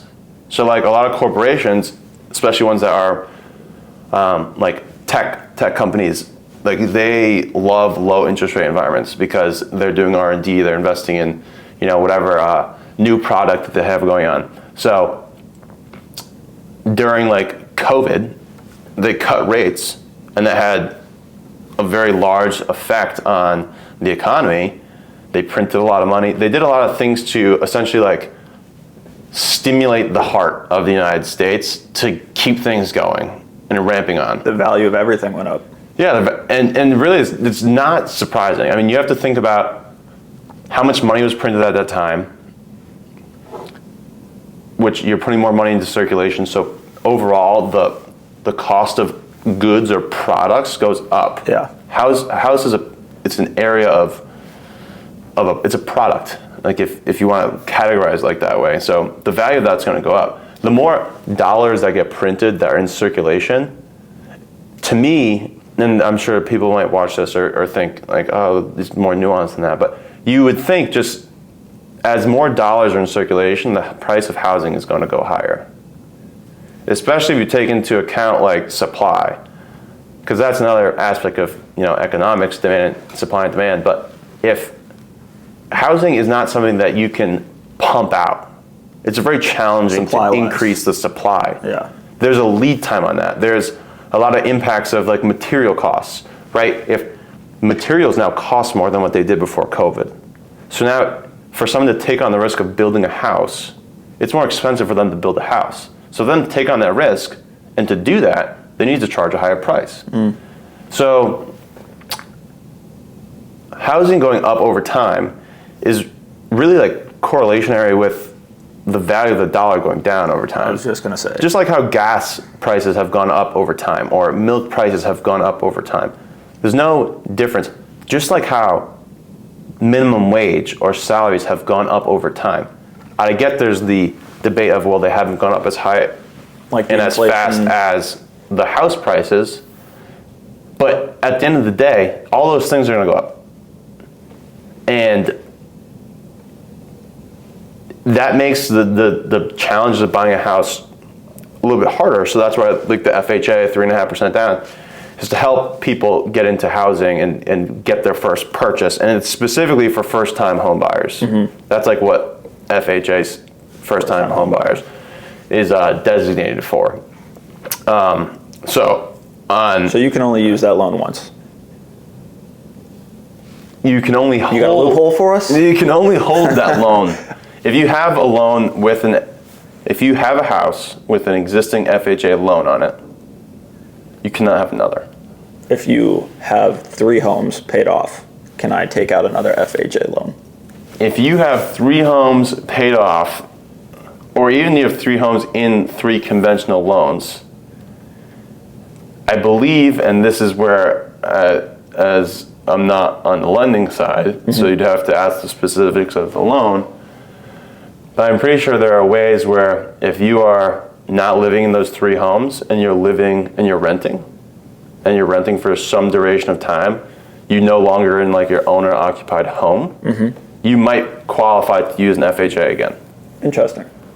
So I believe there are ways where if you already own homes but you're not living in them, you can use an FHA again. Do you need to be living in the home with which you have an FHA loan? Certain, depending on the loan, there might be certain durations with which you live in that loan, in that house. Did you experience that? Yeah, that was I guess you could call a contingency or a part of my loan, the first one. Yes. Okay.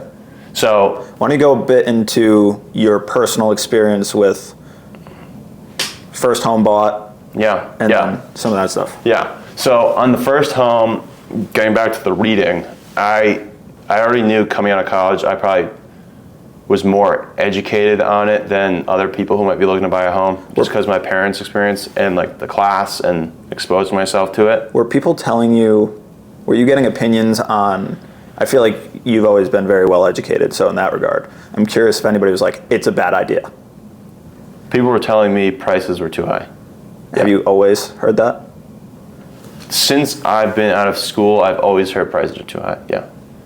What's your opinion on that? I think it depends. I think it's situational.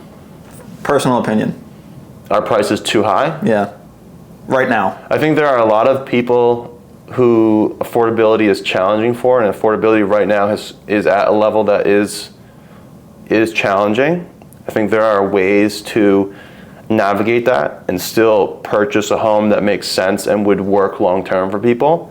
And I think a lot of people maybe are not educated on the options they have, so they default to the narrative that they hear, which is a great excuse. Yeah, it is a great excuse. So I think there's a lot of opportunity out there that people just aren't aware of. They're not plugged into. And I think if they worked with the right professionals, at least from like an advisor standpoint, if I was someone's advisor and they haven't started the home buying process, or they don't think they can afford it, I'd love to sit down with them and talk to them about, is that true or is that not? Let's get the right people involved to come to maybe a decision on that, get you more educated on that. And if the goal really is to purchase a home, and one that you can afford and live comfortably and still put money aside and for a rainy day and whatever, then I think there are opportunities out there. I think people, there's sacrifice with that though, because who doesn't want the $2 million house? Who doesn't want the house with the in-ground pool? Yeah. The nice hedges. Everyone wants the picket fence single family. Yeah. But that might not be realistic. Maybe you have to buy a 2-family house. Maybe you have to live in that, be a landlord for a little bit, build some equity, and that's a sacrifice. And people don't want to sacrifice. But if you want to own a home, that might be a path that would make it work for you, at least for a certain period of time. And then we, after that, we can transition you to a single-family home. After you built equity in that 2-family, maybe you sell it, transition that into a single-family purchase. So there's a lot of things that could be done, but it's how open is that person to actually taking on maybe an alternative path and not getting exactly what they want in their first time purchasing a home. So it really depends the person and their personality and what they're looking for. Mm-hmm. But I think it is very doable and possible to purchase a home. And I think people who haven't been educated on that, if they have conversations with the right professionals, could come to a better maybe conclusion and see that it's possible. To make them, I always recommend to people to read. And if you don't read, I think it's very challenging because you're now getting into a situation that's very unfamiliar. And that's scary, and people don't like scary. Gets back to comfort. Yeah. And if you read, I think you get more knowledgeable and you get more comfortable. So when I graduated, I had like 10 books, all real estate books.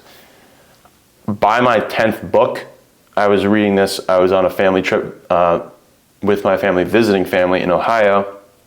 I was in the car reading, and I'm getting through chapter after chapter, and I'm like, I'm not learning anything here. You already knew? I knew all this.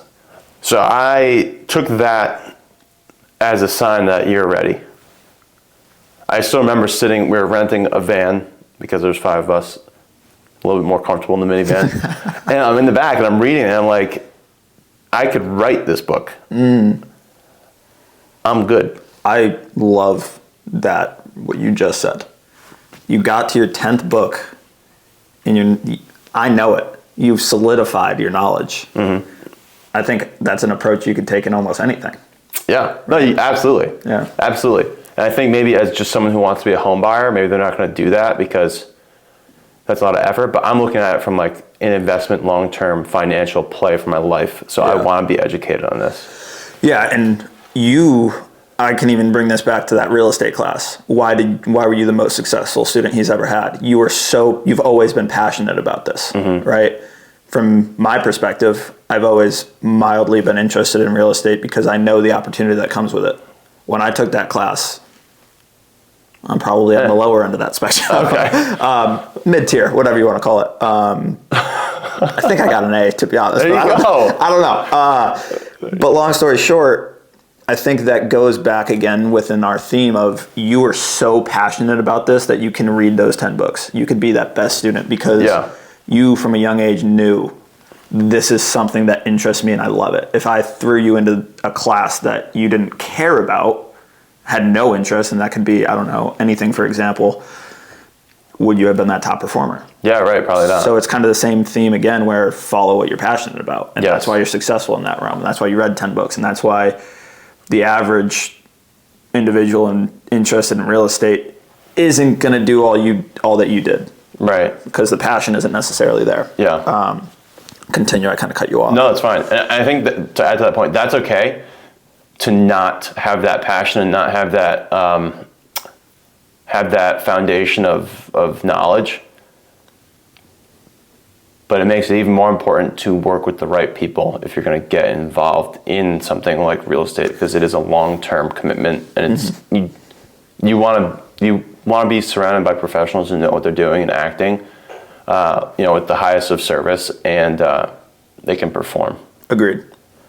So it's okay, but you just have to make sure that you're working with good people. If I'm going to get into anything in life, I want to be surrounded by people who are all in and passionate about it. So yes, I agree. And I feel that way about the fitness community and fitness realm. Is I want to be surrounded by people who take this very serious, because it's going to make me better, right? So like, give me the best of the best. Right. And I think most people don't go into something like, all right, give me your most mediocre sales guy. Like, whatever it is. I want the best. I want to be, and I think, so if you're not going to be the person that does read the 10 books or did perform best in the class, I'm going to put myself right next to you and say, listen, let's do this together. I want the best performers around me. Right? And I think that's a good key to get forward or ahead in different realms, is like, all right, you know all this about real estate. When I have a question, I'm calling you, right? I feel that way about fitness. Right. So like, if we want to perform in a way, like, hopefully you're calling me, right? And then we can move through life together knowing, and I think the most successful people do that, is I struggle here, so I'm going to pull somebody who's really good at it. Yeah. So there's a commonality. Yeah, you build on each other's strengths. Yeah, and then you get smarter. Definitely. Like, if, even having this conversation, I'm learning. Yeah. So you bought the first house at what age? Bought the first house, had my offer accepted in 2021. Damn. So I was 23, I think 23. Ended up closing on it January 7th, 2022. Snowed that day. You got drunk that night. No. 3-family house, set up. Where? Woonsocket, Rhode Island, so where I grew up, so very familiar with the market. I actually saw the house, I saw the sign in the front of the house for sale as I was running. So I ran by the house, saw it like the day after the sign was put up. It's like, I'm gonna go see this house.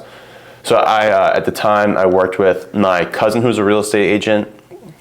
She was fantastic, very detailed, like to the T on everything.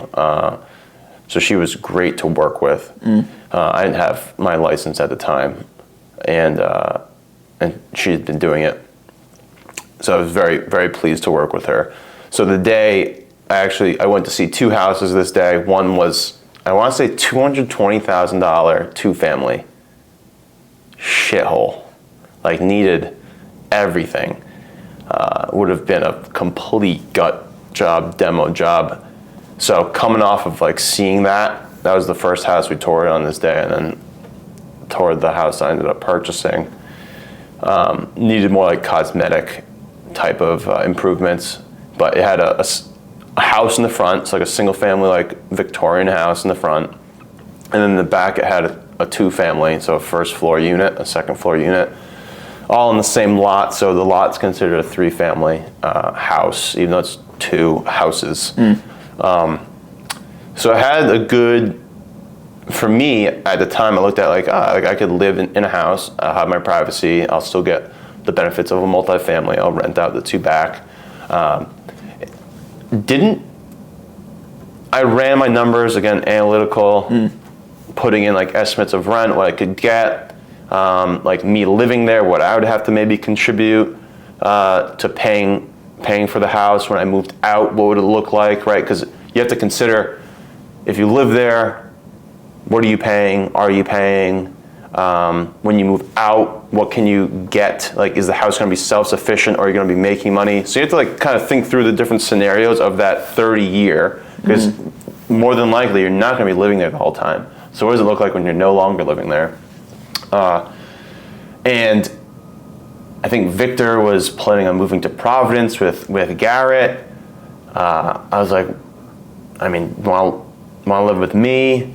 So I ended up living with, Garrett actually moved into the house before me. Garrett was the first occupant of the home. Wait, but where was he? He was in Providence. But he had, so there's, he had an apartment. 3 separate Units. No. House 1, Yeah. single family home in the front. Okay. So it's like a house, like a normal house. How many beds? 4. Okay. 4 That's where bedrooms. you all were. Yeah. Okay. Back house was two units. And how many beds were the 2 units? 2 bed, 2 bed. Okay. So that had tenants in it. So Gary moved into the single family house, first guy. Yeah. He's there. He's living in the cold in January. He's like keeping the heat on low. Yeah. And then Victor moved in, and then I moved in. Got Mark Howland up here. So like, really was not the plan at all. I don't know what I was even originally thinking, because it was so long ago now, of what I was going to do, if I was just going to live there, if kind of solo and pay for that or what. But I ended up having the roommates. I think it was good. Who were the other 2? So we had, it was like a rotation. But the units. Honestly. The other 2, they were already existing tenants. So they had agreements in place. So when you buy a house, if there's agreements in place, those like trump your purchase. Like, Are you still getting? You're getting the money they're paying. Yeah. So as soon as you purchase the house, the day that you purchase it, you get the money going forward. But you can't change their rent. Depends on the agreement. If they have a lease in place, you can't. That like trumps your purchase. It doesn't restart. So if they have like a year lease, that is what it is. If they're month to month, you can give them the appropriate notice of rent change. And that can go well or not well. I mean, that kind of depends. But I ended up assuming 2 existing tenants, one of which is actually still a tenant, still there. Wow. And then the other one they ended up it was actually 2 guys. They ended up moving out. I redid the unit, and since then I had 1 tenant for about 2.5 years, and then I just had a new younger family move in this past summer. Very nice people. They've been great. So there's a lot of opportunity in that home purchase for you, because people are paying rent in the first home, 4 bed. Each person is paying their own cut of rent. Yep. And then those 2 units are also paying rent. Correct. So there's some value there. Yeah.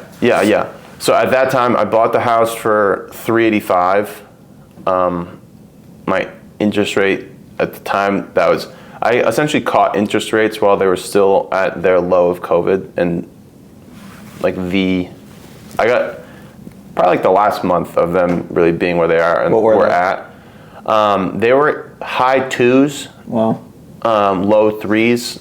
I ended up getting in the negotiation of the house some like seller credits that went towards buying my interest rate even lower. Wow. So from an interest rate perspective, I'll probably never get a loan like that again. Yeah. But it provided a good opportunity, and everything that I saw, and I was running my numbers, and I was like, this is a good purchase. And at that time, you had a lot of noise, a lot of people saying prices are really high, prices are going to come down, it's not a good time to buy. So Who are you hearing that from? People not in the coworkers, people in the industry saying it too, also, or no? So people in the industry, you have to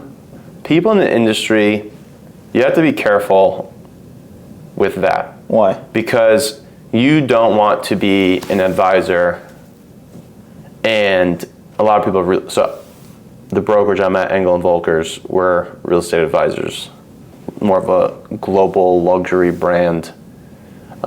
It's not a run-of-the-mill brokerage.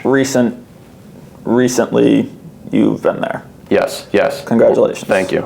Yeah, where I'm at now. Other places, they consider themselves real estate agents, probably. But for the sake of our conversation, I'm just going to refer as an advisor. But that's really mean as their licensed professional. If you're like selling this idea, right? It's not real estate for me. It's not sales. It's a service industry. I want to take maybe one of the biggest financial decisions of your life and make you feel confident and comfortable and take stress away. I want to give you peace of mind that you know you're working with someone who is really providing value to your situation. So you don't want to get into at least I wouldn't, and some people probably do, get into the houses are going to go up 10% next year. This is the best thing you could do. Like the market's, gonna rip, whatever. You wouldn't use that as a sales tactic for a client? Never. Why? Because I'm not in it for sales. Yeah. I'm not in it to do that. Yeah. I'm not here to sell you a fake dream and a fake promise. I can tell you my opinion of the market, where we are, where we're going, but I'm not gonna hyperinflate. I'm not gonna trick you and provide that. You're a disservice. You're a scumbag. Similar to what we were talking about before we were shooting. Yeah. So I would give them my honest opinion. So at the time, even if you're working with someone, back when I was working with my cousin, no one knew that house prices were going to go up 50% over 2 to 3 years since I bought it. Like my property's value, just from the market dynamics since I purchased it, probably has gone up 50% of what I purchased it for, roughly. So you have that equity. Can you leverage that at all? Yeah, you can. Yeah.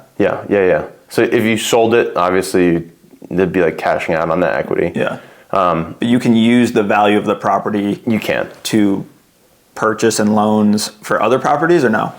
So you can do what's called a HELOC, home equity line of credit. Okay. So what that process would look like is you'd go to the bank, you'd say you want a HELOC on the house, or you'd go to your lender, and they'd come, they'd say, all right, they'd appraise the house. They'd say your house is worth, let's say you purchased it for $400,000. They come, they say your house is now worth $800,000. From what you paid to what it's now worth is a spread of $400,000. They will let you borrow that money.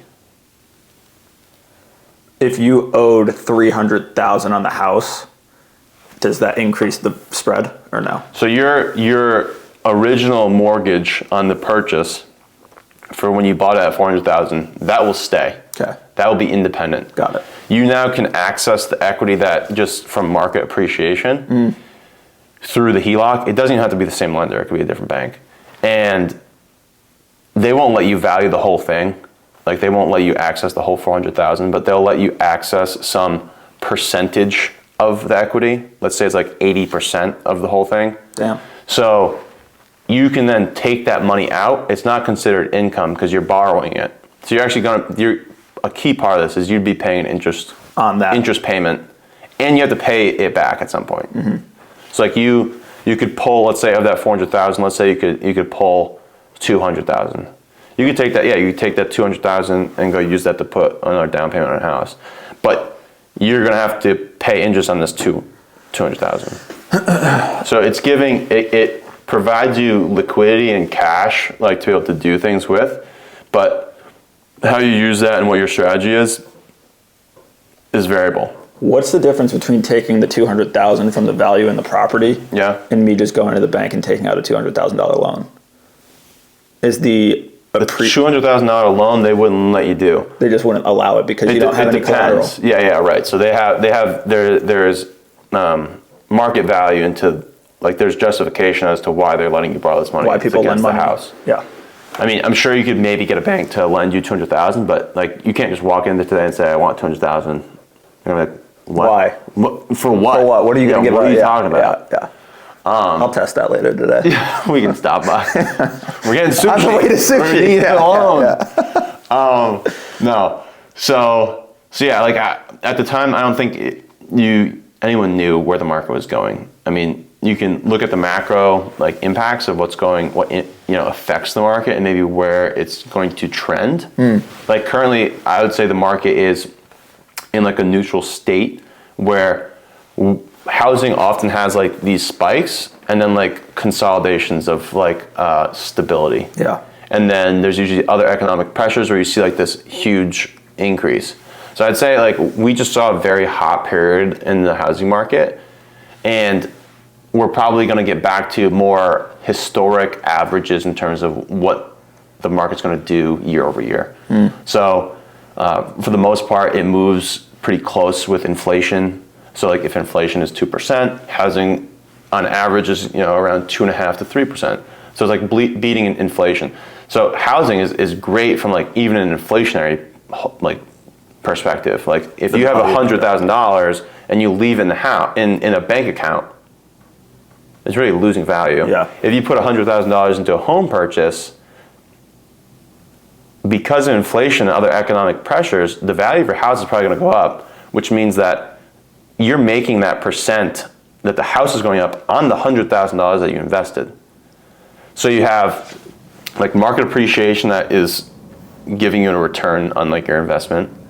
You're going to be paying down your mortgage over time. So now you're building more equity into the house. So like the amount that you actually own is increasing, which is actual money that at some point you either have access to or you get on a sale. And then if you have rent, like there's a lot of things, you have tax benefits to owning a house. There's different things you can write off. You have depreciation. So in terms of like overall investment, there's a lot of things that when you look at the full picture of the investment, it's a very beneficial financial structure. For people who have $100,000 just sitting in a savings account, what would your pitch be to, and I think you really just gave it, but this is actually losing value by 2036. In 10 years, that $100,000 is going to be worth, let's just for the sake of saying it, $90,000, Yep. whatever the number is. If I went to you and we purchased a house, not only is there an increase in value, which is unknown, right? Unknown, but historically, housing market goes up. Yeah, so it's like stocks. It's almost undeniable in terms of risk reward. Prices are too high. Like that's the psychology behind people. Yeah. Right, but historically and analytically, it is foolish to not purchase a home. Like why would people let that money sit? Do you think it's lack of knowledge? Do you think it is the fear? What do you think that is? I think there are, like any investment opportunity, there's just so many nuances and categorizations you could put to it that things get generalized. So where it's undeniable that if you're buying a single family house at a higher price with the same amount of money, like your costs are going to be higher to afford that house. And your salary might not have gone up as much as at the rate of which homes have. So yeah, it is more expensive. If you're looking at just in simple terms like that, yeah, it's more expensive to buy a single family house right now. But at the same time, over that period of time, rent has also gone up.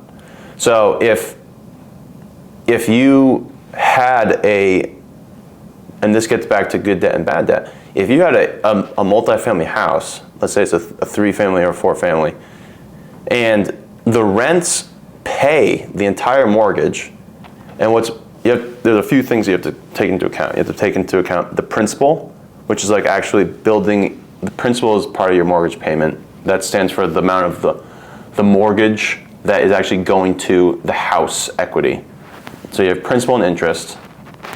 You have to take into account the insurance you have to hold in the house and your taxes on the house. Those all a lot of times get wrapped up into one payment per month that goes, like when I make my mortgage payments, it's accounting for those 4 things. How can that change what I think I'm going to end up paying? Yep. If I just look at the face value of a home, I would end up, and I'm sure this is calculated now if you go on a website, I would assume it takes all that into account, maybe not. It should. If I want to purchase a $100,000 home and I'm thinking I'm going to make this payment per month, how do those 4 things change? Yeah. Obviously, it's going to be more than you think. Over time? Yeah, in general. So your principal and interest, if you're doing a 30-year fixed rate loan, those are fixed for the whole 30 years. Those are not changing. Like we're talking about with just costs of things going up in general over time, your insurance, you should expect that to go up. Today versus 30 years from now, your insurance is going to be higher. Yeah. Your taxes are the same. Okay. Same as insurance, it's going to go higher. So that overall payment per month is going to go up, but it's because of the insurance and tax costs. But if you're renting the home, all that increases. It's the same thing with inflation because Your rent's going to go up. Right. So from an investment perspective, if you are just ensuring that your rent covers these 4 things, though, I'd say you're looking very short-sighted. You're not taking into account the full picture. This is like maybe what a novice would do. They'd say, did the rents cover these 4 things? Plus some. as a home buyer, so where would your value say, and I'm pocketing X amount per month once those things have been covered? Is there a percentage you look for?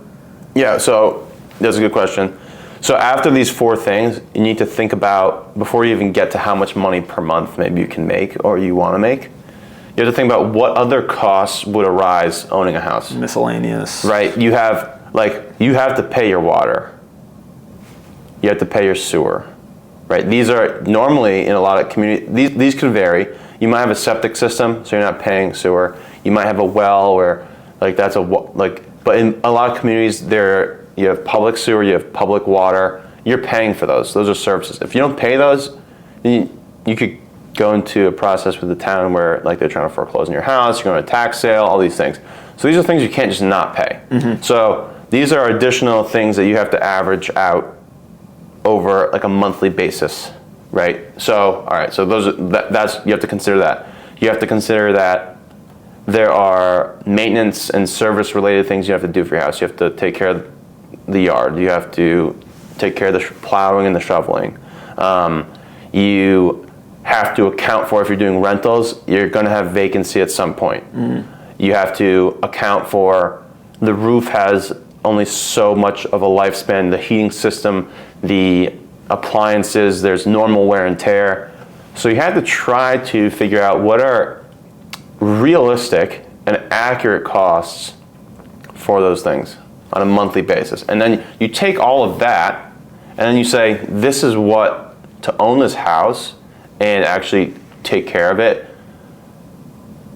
correctly and make sure that it's a long-term investment that isn't just going to fall apart over a long period of time. I need this much money a month, whatever that is. So the mortgage payment is very easy because you know your interest and principal, that's going to be fixed for the whole time. Your insurance you can get quotes on, and you can get a very general idea. And your taxes you can look up what the taxes are in the house.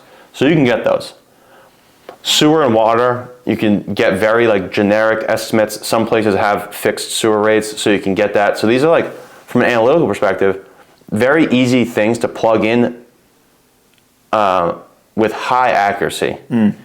Now, for the other things service-related costs, vacancies, and overall capital improvements like your roof, your heating system, I like to take a percent of my rent to account for that. So if my rent is, let's say for a house, $1,000 a month, I might want to put 5% aside per month for vacancy, 5% aside for service-related things, maintenance and service, and then capital improvements, another 5%. So I'll take all those and I'll come up to one monthly cost to maintain this house. And then I'll plug in, based on the market and my market knowledge, for the condition of the unit, what's realistic for a 2-bed, 1-bath? Is it 1,500? Is it 2,000? Is it 3,000?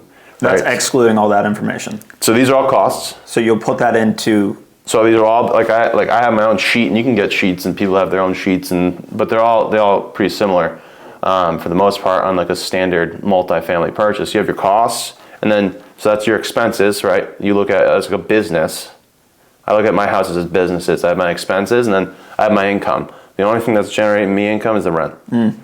So now, based on whatever my units are, really the bed count and the bathroom count and the condition, is it a new bathroom, is it not, whatever, and based on what other market rent is in that area, I can now come up to, I'm very conservative because I'd rather be pleasantly surprised than unpleasantly discouraged that I was wrong.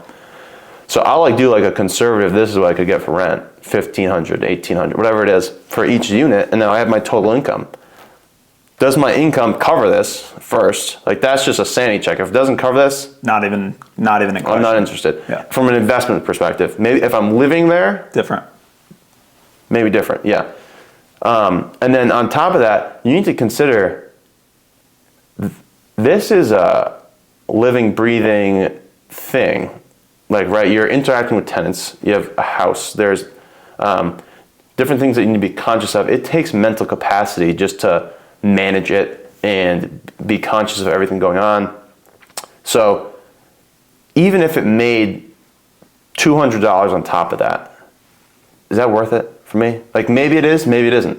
And it's probably subject to everyone's own circumstances, but you have to consider like this is not just the Excel sheet. Over the next 30 years or however long I have this property, there are going to be things that arise that I have to deal with. It's your sanity. And it has to be worth whatever that is. Yeah. So to different people, that's different amounts.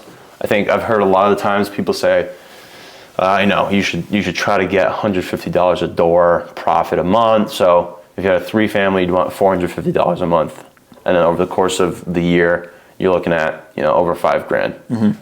But that's after you're now getting tax benefits, you're paying down the principal, these other things, maybe the house went up in value. So like that $5,000 from a whole investment perspective is just one piece of your overall like percent return on investment. Yeah. So the first property, it's worked really well, it's done really well. It's really been like the seed for my journey and my career in the space.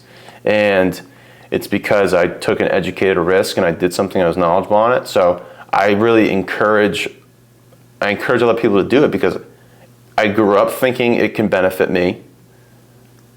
I learned about it, I took action on it, and it is doing exactly that. So I think that like proves my thesis that I kind of grew up on, that this can make a very positive financial impact on you over the long term and even the short term. So that first property, I did all this analysis. It worked out well. I lived in it with friends and my brother, and it was great. And trying to now rinse and repeat with my recent purchase and kind of do something similar and just kind of, it's all like the snowball effect. Yeah. Like that first one gets going down the hill, it's this size snowball. Second one gets a little bigger, and now you're keep confident going in yourself. Oh yeah. Yeah. Right. I did it. I put it into practice and I successfully did it once. Is there anything you know now you wish you knew when you bought that first property? I went into it just with so much maybe knowledge on it already that I felt very prepared. One thing that I didn't account for, I guess more from an investment of that property specifically, I did not take into account that it was 2 individual structures. How did that affect it? So I don't think at face value it would be recognized by many people, especially once your first purchase. But you almost have to consider the fact, all right, you have 2 roofs now. Yeah. So those problems have now double. Yeah. Right. So if you're putting money aside for like capital improvements, you do 1 roof. Yeah. That's great. That roof might be good for 25, 30 years, but you still got the other roof. It's almost like it's on paper it's 1 property, but in reality it's 2. Right. So your first home purchase was a 2 home purchase. Yeah, yeah. So you kind of went, yeah, that's kind of crazy. Yeah. So it's just like it has 2 driveways. Yeah. It's like they're small driveways, but it has 2. So my shoveling and plowing, like it's double. Both have to be taken care of. The yard is very small, very quaint. So like there's not a big deal with that. But it's really a minor detail, but it's just something that I didn't really acknowledge and realize at that time of purchasing. So even today, like if I'm looking for a multifamily, I don't really want one on like 2 acres. So I'm paying someone to mow that. Yeah. Like that can be a very big cost. It's a lot. And that eats into, if you're running like really thin margins where you're trying to make $150 a door, like $450 a month, it can go like that easily, like on just one thing. Yeah. So you have to really account for the property in its entirety and the whole thing. Also stress, right? Because Definitely. when the things that you don't account for come up, that's what causes stress. If on day one you're like, all right, probably going to need a new roof this year. So when that shit goes mid-year, you're not overly worked up because you knew it was coming. Right. Right? So when those things that come out of left field, that's where the stress comes from, and that's where you're like, is it all worth it? Right. In one way or another. Yeah, I mean, you're dealing with tenants, Unknown. You don't know who the people are. Yeah.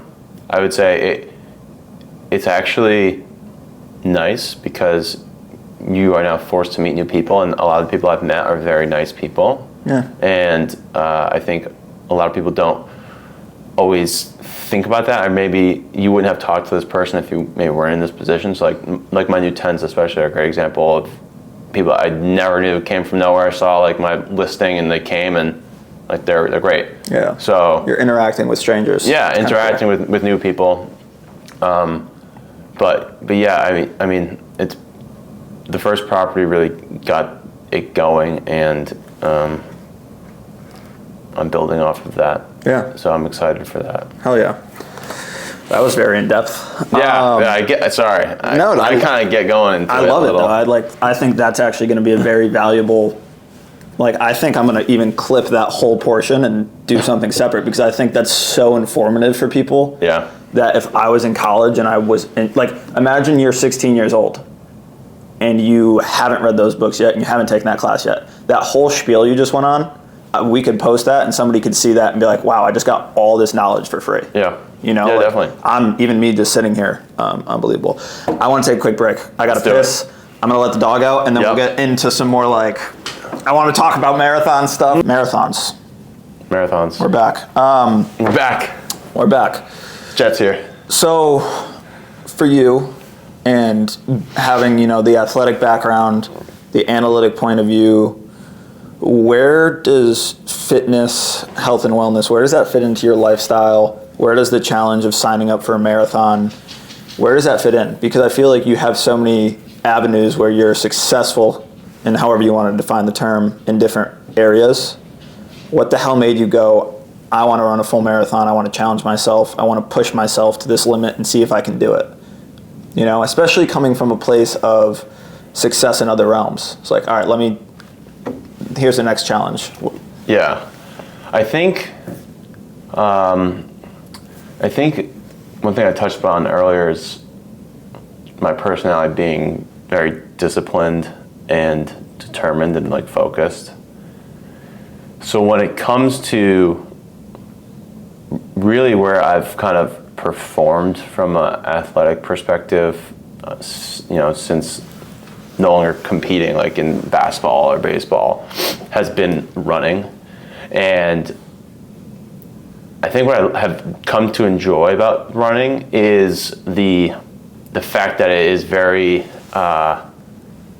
it's very traceable.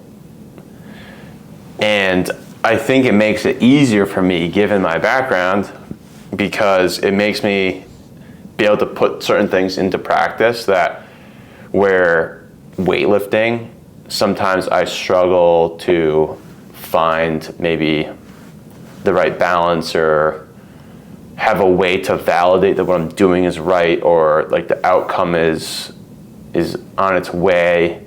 Like I am very good with delayed gratification and long-term views, but with weightlifting in particular, that's probably the main area I've struggled in anything in terms of realizing and applying that long-term investment and discipline. I think I've only really experienced that during college, specifically my junior year of college, where I was able to like really lock in on weightlifting. And like I look at pictures of myself from then, I'm like, I was pretty big back then. And I think there might have been like other influences on why big in a good way? Point in my life I was doing that. I don't know if it's in a good way or a bad way. I think it was just like a different time of life, and maybe, yeah. So I don't really know. I haven't tried to dissect that part of my history there, but I think like since COVID, I fell out of it, the weightlifting, and then like with work and finding balance in that kind of new kind of commitment to life in terms of like working a 9 to 5, doing this other thing. I really didn't find running until I did the Blessing of the Fleet once. When was the first? Similar enough. That's, I think, really what got me into it was the Blessing of the Fleet. And I think you did it before me. Yeah, I want to say before. you did the year, yes. And that was the longest I'd ever ran, even like training for it, and you're probably similar. Yes. I did like 3 miles, and I think I got up to like 5 miles. And me, Dom, and Tabor, they had their bibs. Okay. And I just showed up. I was like, can I get one the day of? And I couldn't. And I was like, I'm here. I'm going to run anyway. Right. Yeah, they sell out. But I think, so yeah, I did the Blessing. And maybe it was, this year would be my 3rd year. So I guess the first time I did it was 2 years ago, back in 2024. How did you feel after the first time? I felt like I was going to die. During or after? After. Really? In what way? I was like struggling to walk. I was not, at the time, I didn't know how to train for running properly. And I definitely wasn't fueling properly, hydrating properly. Most people do not. So I actually remember training for that, if you want to call it training. And I was definitely running. I didn't do anything. I didn't have a wearable. I didn't have a Garmin. I didn't have a heart rate monitor. I didn't have anything. But I would go out and I'd log miles and keep track of distance and time. And that was it. No heart rate, nothing like that. I kept track of distance and time. And I wasn't following any structured plan. I was kind of just going based on feel. And I was running for months, and I did get up to higher. I actually had run before my first Blessing over 10 miles. So during like my running leading up to it, I did run over. I probably ran like 11 or 11 and change. Why? One time. That day I just felt good. Again, I had no structure. So like that day I just was like, I'm going to do 11. And I did like 11.2 or something. Was there a thought in your head where on race day it's only 10 miles, so if I can do 11, the I can do it. Yeah. And I remember doing the 11.2, and I got home, and again, didn't know anything about fueling, hydrating properly. I remember on that run, I knew I was dehydrated because just the way my mouth was feeling, the way my body was reacting towards the end, I was like, something's not feeling right. And I actually had issues going to the bathroom after that run. Like I had the run poops after for like a day and a half. I was like, all right, I did push my body to some limit that I wasn't familiar with. Your body. Yeah. So I remember doing the Blessing. Granted, it is in July, so it's the hottest time you can do a run. And I wanted to be around an hour 20, which would be 8-minute miles. And I think I did it in like an hour 24-ish. And I didn't get it. I didn't understand how that could happen. And the reason I had my goal of an hour 20 is because I think in that April when I was training, I ran, I want to say 9 to 10 miles at like an 8:10 pace. And I was like, I've trained for another 3 months on top of this. I can do 8. And I never like pushed myself at a race level of exertion. So I didn't have good feedback, but I felt like I put in miles, I've shown up, and that should be like a feasible goal. And 4 minutes like in running, like that's a little ways off for me. At least I felt like I missed the mark here big time. I've actually done better than this in the past, and I've been training a lot. How did that affect your actual finish? Like, did you feel good about being done, or were you like, no? That dopamine kick? I felt like, Well, I was proud of finishing. I mean, it was a longer, my first long race. So that was a good feeling. I was actually happy. Gia ended up doing it too, so like I was proud of her. Oh yeah. It was fun to do that together. But I felt like shit, and the results for what I wanted was shit. So that was very upsetting, and I knew I had to change something. And at the time, that first run, like Jake Saint came, he ran it, he smoked it. Yeah. What did he? I want to say he was like just over an hour somewhere, maybe an hour 6. All right, I'm going to challenge Jake Saint right now. What? Mean that? An hour 6? I'm going to beat whatever his time was. Yeah. Maybe not. We'll Maybe have to ask him.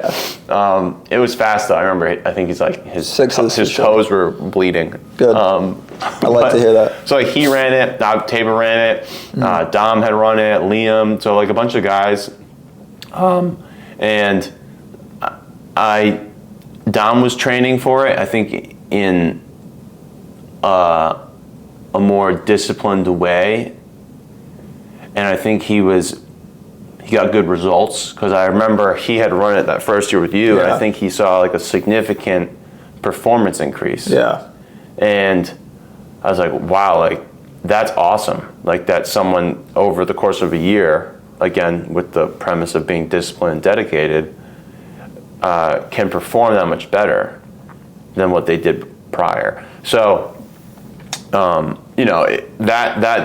following whole next year, really picking different people's brains in the fitness space and running. So like him, I've talked to you, I've talked to Jake Saint, I've talked to other people who I see doing certain things in fitness and in running to like get perspective. So after that, I really took tracking to a higher level of scrutiny, like in my day-to-day tracking preparation, specifically heart rate. Yeah. I didn't give a damn about heart rate the first time, and now everything I do whenever I train for anything running related will be based on heart rate and only heart rate.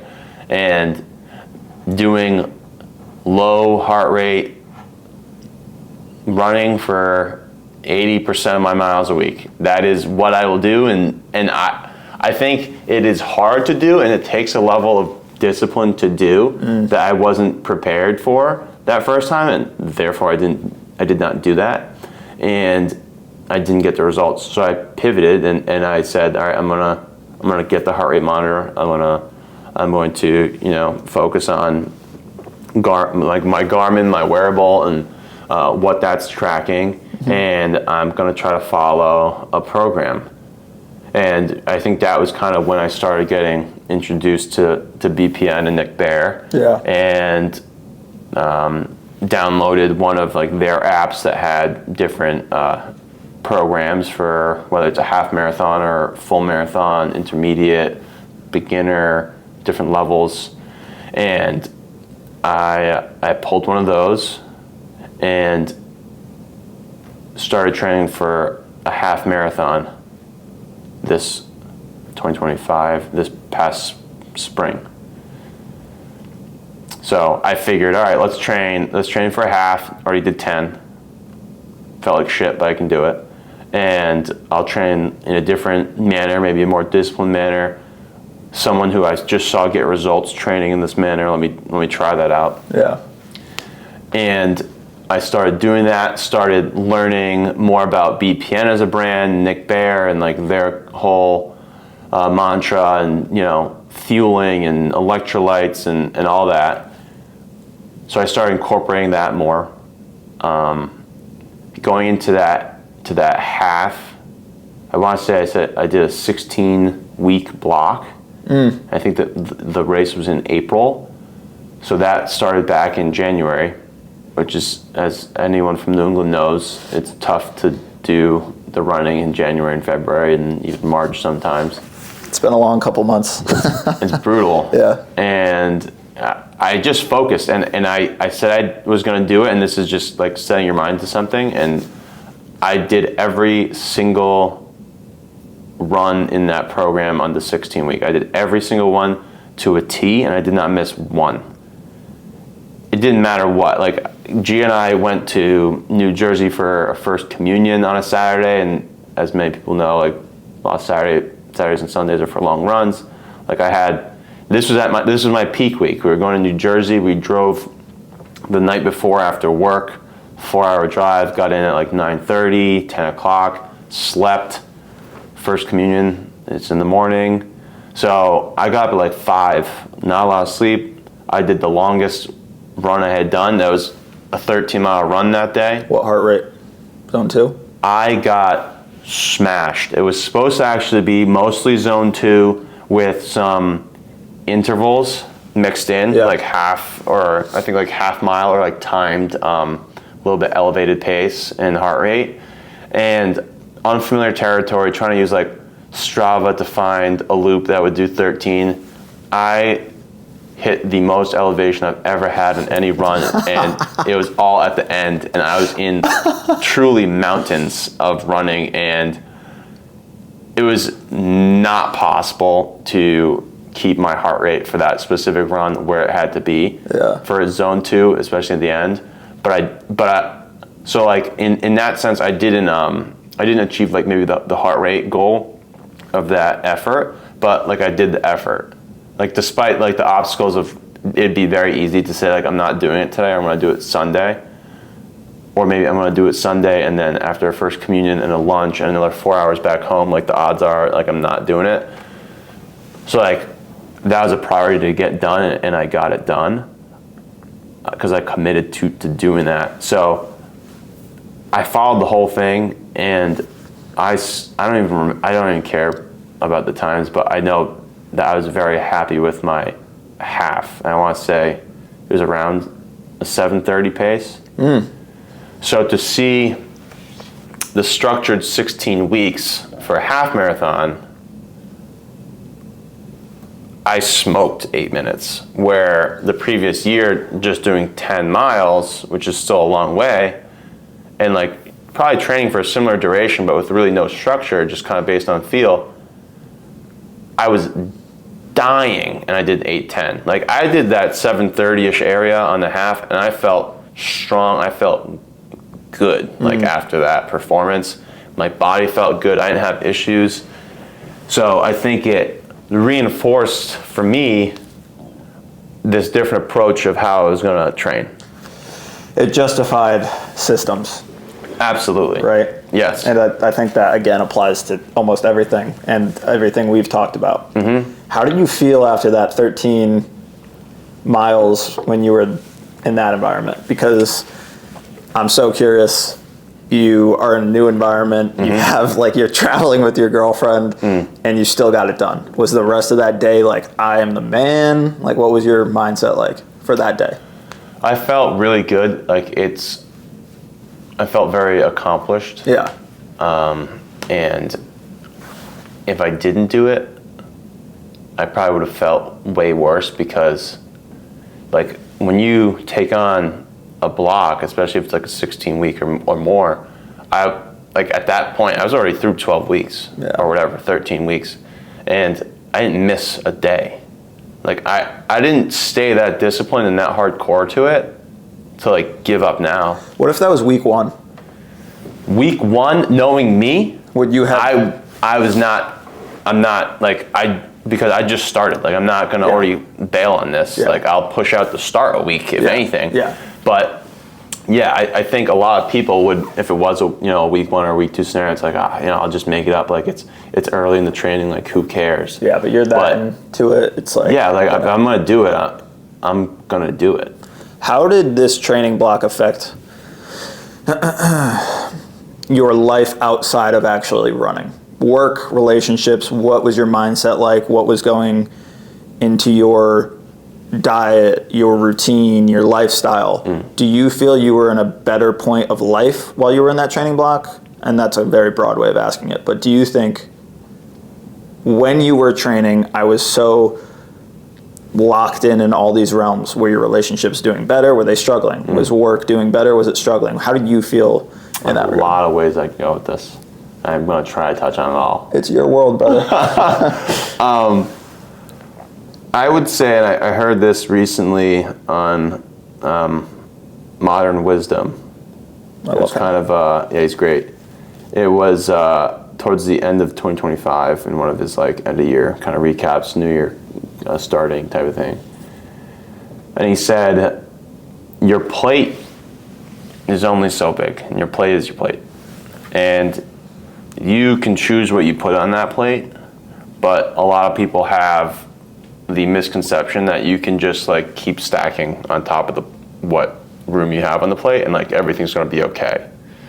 And he said, and this is really relatable when it comes to New Year's and like goals and stuff, but like if you are going to put something onto that plate and you're going to do it well and efficiently and properly, you either need to make room within the confines of your plate is not growing, within the confines of it, or if your plate is already full, which a lot of people's plates are full, you need to take something off the plate to do it right. So when I think about that, and that was obviously I heard that after all my training, but when I think about that now, I don't think it's a coincidence that during that period of time, I wasn't doing any house searching. I wasn't doing as much focused work on like my next house investment. I wasn't going to open houses. So I think it was almost a subconscious focus on this health aspect, and like this investment piece got taken off the plate. And now that I'm conscious of that analogy, there's probably things that I'll pick up on more specifically as I do like maybe another block or another training session that I see they're coming off. But that's just one thing that I realized that was like a correlation to that period of time. And I think, so G and I had moved in together when I was training, so we were living together for the first time. We were living at my parents' house. So I felt very supported in the sense that I'm taking on this endeavor and it's my endeavor and I need to cut out the time for it, but there are other people that are supporting me in this endeavor.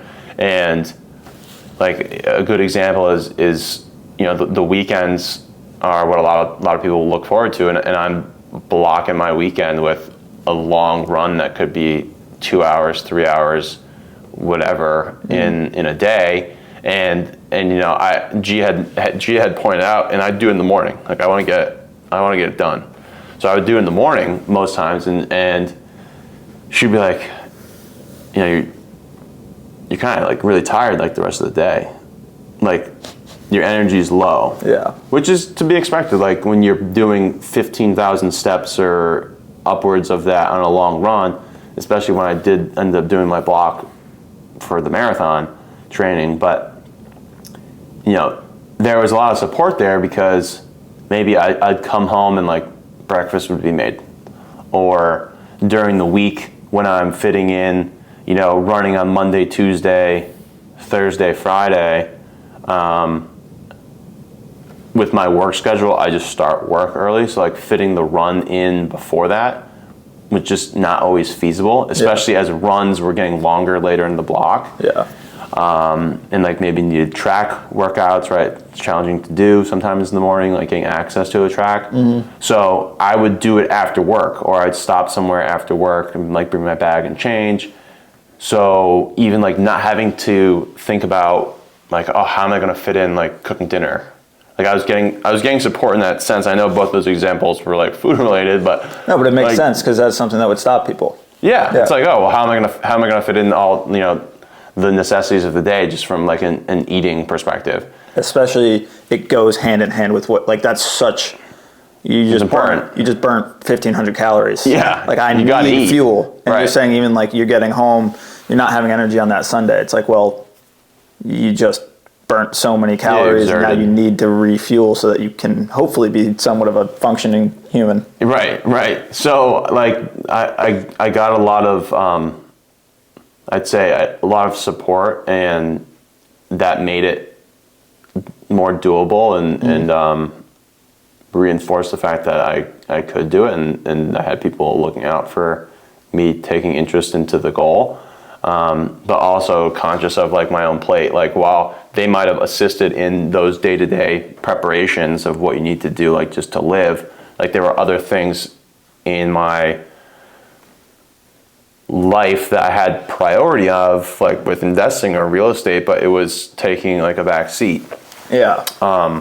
So it was kind of a combination of all these things, and I found doing the block very rewarding, and I was very appreciative of those people who supported me throughout, and made sure that they were aware. So I think those were the two main things I wanted to kind of touch on. There was really like the plate and how much time you actually have, and the capacity of what you do every day. Like you cannot just stack. Otherwise, if I just stacked, I would not have done every workout in that block. I would not have been as disciplined and capable, because there'd be days where maybe the running portion of my plate is like stacked on top of, and now I'm like half-assing. Yeah. So if I'm committing to something, I'm not half-assing, like I'm doing it. Yeah. And that might be at the detriment of another area, and you just have to make sure that you're prepared to maybe make that transition or that trade-off. Yeah. So timing. Timing of certain things. Timing, yeah, big Makes time. sense. The half marathon training I did was from between that, because I did a half and then right into the full. When was the full? September 27th. I think you are right. Yeah, because I did High Rocks the day after. Yeah, I Remember think we were talking. 27th. Yeah. Yeah. How was it? There's so many ways we can go with this, and I'm curious, do you think you already think this way, but do you think completing that full marathon had potentially shifted your mindset in any way, where I can do damn near anything I put my mind to? Yes, no, like, I feel like you already kind of think that way, though. I do think that way, and I'll tell you the one thing that sticks out to me with that question is when I was in the 20s miles, like 20 something, I remember thinking to myself, I have no idea how anyone could ever do an Ironman. Because I'll let you know in a couple of years. I was like, how does someone do this on top of those, other two parts of the race? So yes, I did feel anything is possible, but it also puts into perspective what it is that you just did, because obviously running is becoming more prevalent and more people are doing that, and probably like percentages of people who are trying to take on the feat of completing a marathon is more common now because it's hip or whatever. But It's a or fad. maybe It's a new fad. Maybe people are understanding the benefits of like running in the heart and cardiovascular health and all that. But yeah, fad, that could be it too. I think a full marathon is actually more detrimental. I don't know the science. I don't know the science. But it definitely could be. Yeah. And I think it felt awesome. So I did that one with Jake Selenius. Yeah. And went to his house on Long Island. We did the Southampton's marathon. Very flat course. It was pretty hot for like September standards, I think. But overall, very good. I think beginner's race.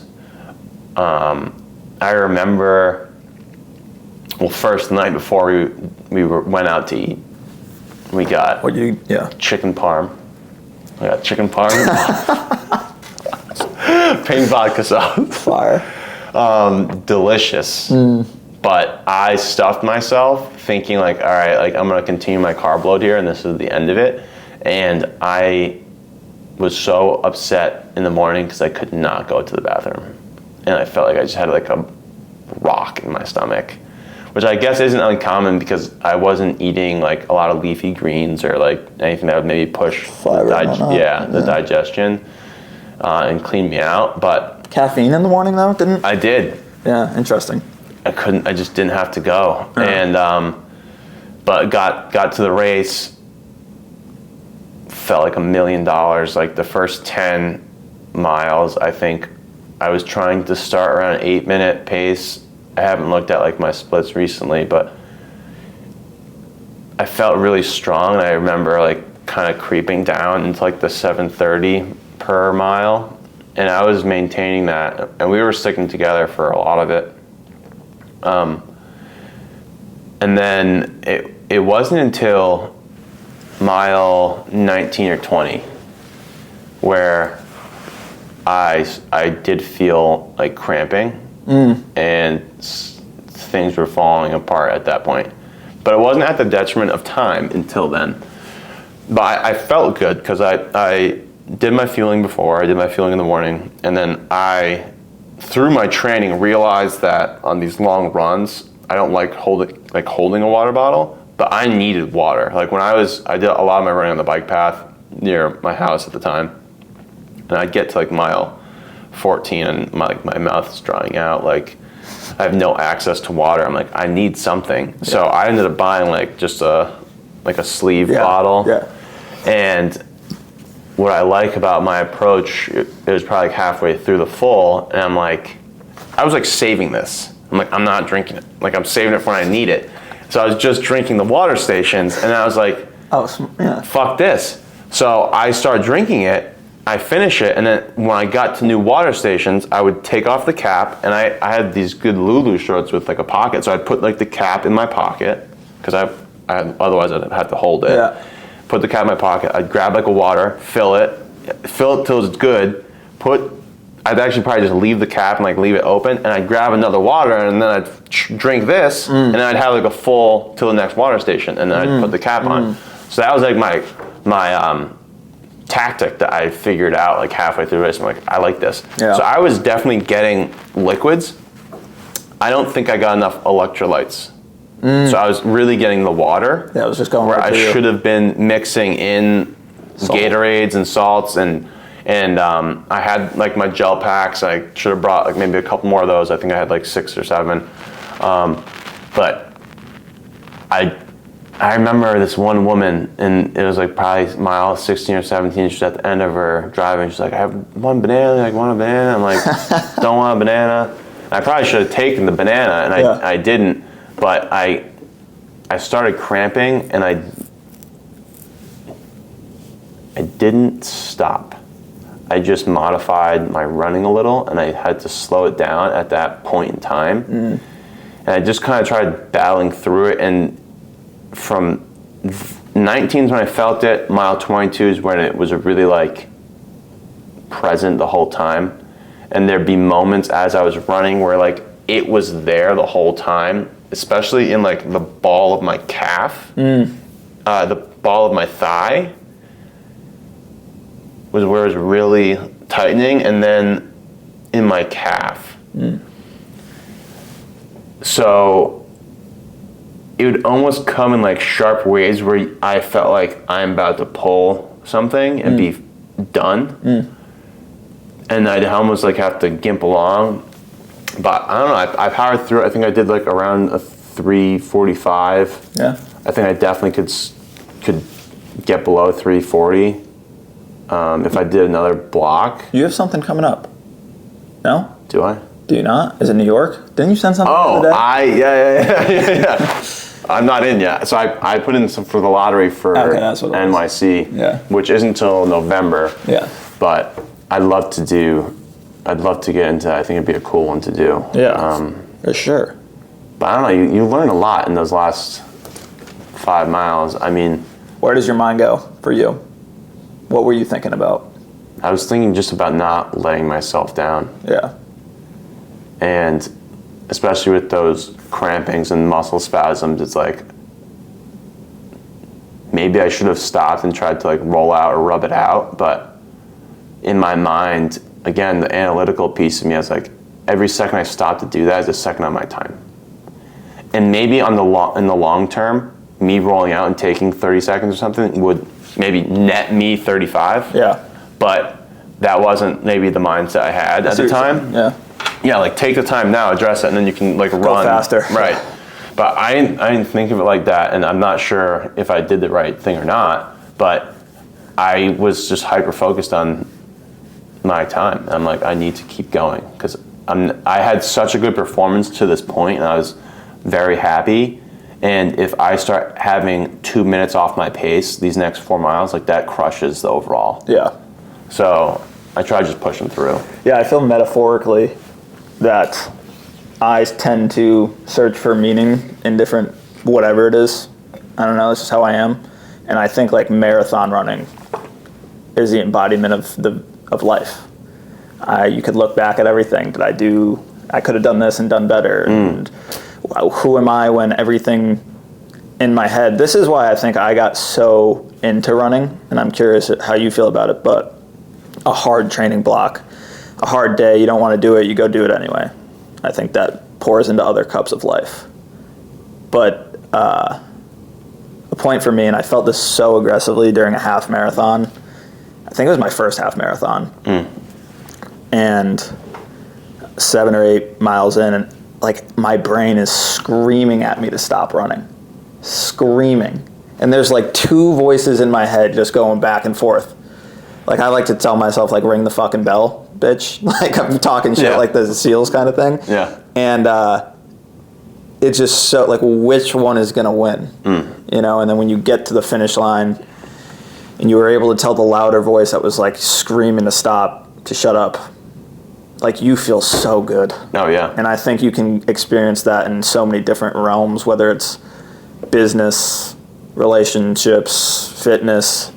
There's always that give up. Like there's always something in your head saying, take the easy route, give up, whatever it is. And if you can fight, if you can overpower that noise, there's just so much goodness to be felt. And like that's what I love about it. Yeah. You know, especially the day of the race, you know. So Oh, definitely. I'm sure you could relate. I think, yeah, no, I can, and I think that's a really good way to frame it. I am curious to hear about Oh God. the differences in our training of our respective first full marathons, because one thing that with like whole relating it to like life, there's the effort itself, and then there's like the lead up.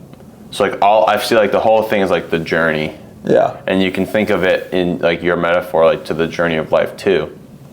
And there's different ways like to do life, and how we talk about all the time, like we are very similar, but also extremely different in how we approach things. I think our marathon training embodies exactly who we are. Yeah. Like, especially as we've sat down, and this is honestly why I like podcasting, because we're going over all these things, and you find the similarities in different aspects of life. Like we've talked about different things, and you're very systemic. Your systems are like this approach. I'll go into my marathon training real quick, is I didn't train. I didn't do a specific block. I didn't do a 16-week. I didn't run anything, and I was just like, I am always training. Like that's my life, really, and I love that about it. I kind of always stay ready, but I didn't really adjust my mileage. I think the highest mile week I had was 25 miles or 30. Now I have the perception of like I would love to do an actual block because it will get me better, but that's not, again, specifically why I do it. It's like I'm going to keep doing what I do, and I'm going to show up on game day, and I'm just going to give everything I have. Like I want to cross the finish line with nothing left in the tank. So the time, as much as I am ego driven and I do get competitive and I have the goals that usually are unrealistic, are my systems set in place to really make that a realistic goal? I would say no. Am I mentally insane enough to push my body past its limit and be like, don't be a bitch? Yes. Like yeah. I think there's something there where I like that challenging aspect of it, you know, and it's like, I'll figure it out. Yeah. Do I have the systems in place to specifically get there? Maybe not. And I think that's something I need to actually work on, especially as we sit and talk and I'm like inspired by certain things you've said. I'm like, I could be a little more systemic. But showing up and feeling the value of like, all right, I can go about it and just kind of be there and get it done is like a different, I don't know, it's weird. And that's how I am. And like, that's what we know about each other is I'm more of a, I'll be there on game day, like get it done, and you're more of a I took the proper precautions and I got it done, right? And I think if you want to really be successful, I think your approach is more beneficial, and I would like to adapt some of it. I think there's a balance. I think there's a balance because one thing that you just mentioned that I think is admirable for what you do is the fact that you said like always stay ready, you never have to get ready. So like you have incorporated fitness into it's like it's like your religion. It's like your way of life. It's funny you say that because I truthfully think that the fitness community is something like that. I don't know. I was talking about it with somebody, and it's a way of life. The people that are in it with you, you're suffering together. Like it's its own thing. It's interesting when you really break it down. Yeah. So I think like that aspect is, I would really say like you honestly being more prepared than myself. Because there are definitely times where, again, on my plate, fitness, though I want it to be, I'm not always consciously making the time for it that I would like to. Where if I set myself out for a certain event, like I'm 100% on it, but carrying that out through my day-to-day life, I have not always been able to do with ease. So like the fact that you have like, I remember going back to when we met, I was like, this kid's a strong kid. And like at the time, I'd say we were kids. But to see like what you look like now compared to what you look like then, it's like he was a shrimp compared to what he is now. And that you've like gotten to where you've gotten from a fitness perspective, a physique perspective, muscle perspective over years of consistency. So all it is though, right, is I had that conversation too with somebody recently where I've done so many of the same things the exact same way since we've met. So it's like, it makes sense. Is it really that much of a gap where I've been doing this shit like all in? It's my life for, I would say, probably like 10 years. And it's not that big of a gap. Like I could look at pictures and be like, all right, I look a little bit more defined. I look a little bit bigger. But like every day, that's my priority. And it's not that big of a distance. And I think that's what goes into the same parts we were talking about of the passion. Like I'm okay with that. I'm okay with seeing barely any results in a year because I don't do it for that. I do it for the journey. But maybe you don't, but I'm telling you, as someone who's like looking from the outside, like I could tell you I see. Yeah. You know? Yeah. Like it's always hard to maybe see it when you're looking at yourself in the mirror. All the time, yeah. But like between that 10-year horizon, I see the Also, I was an alcoholic. And I'm less of one now. Played a role. Yeah. But I think seriously, and to both our regards and our respected approaches, I think we can both benefit from taking a touch out of the other's playbook. Yeah, definitely. Where if I incorporated systems a little bit better into a specific race day, I could probably perform better. And if potentially you incorporated maybe some long-term consistency when you're not in a training block, maybe you could perform a little bit better. Yeah. Right. So I think both of us for sure. And that's why, again, like pulling from people who perform what I would call optimally or in a respected way, like good. It's like, all right, well, what do? And that's what you said too. You reached out to people who are good runners. Right. And like real estate wise, I'm like, once we're off camera, I'm like, let's look into a property, all that. So we've been flowing, but I'm thinking we wrap it up a little bit. Yeah. Sam, do you have anywhere that now people could maybe reach out to you, Instagram real estate wise? I think that you informed us of some very good real estate knowledge. If people see this, they might want to get in touch with you. Yeah. Instagram. They can get me on Instagram. I think my handle is SamBHunt98. Something like that. So you can check Nico's followers. Yeah. I'm in there. Also, I mean, I'm on LinkedIn. And also, if you search Engel and Volker's online. You can then search for their advisors. I'd be in there at the East Greenwich, Rhode Island shop. So those ways for sure. Other than that, I'm always happy to talk with anyone on the phone. So Beautiful. Last one. We'll go out on this. What keeps you curious? what keeps me curious? What keeps me curious would be the future. I think seeing either what unexpected things are maybe going to unravel is interesting. A lot of what I do in my day-to-day is long-term and is, like in preparation for family, whether that's the family that, I create or the family that I have and like taking care of family. So I think the future aspect, try not to lose vision of today and like what's come and what's happened. But what keeps me curious is like that next door, that next relationship, that next connection, and what is going to come of that. So that's really where my mindset's at today. Hell yeah. Sam, thanks for coming on, brother. Absolutely. Beautiful. Thanks for having me. Hell yeah.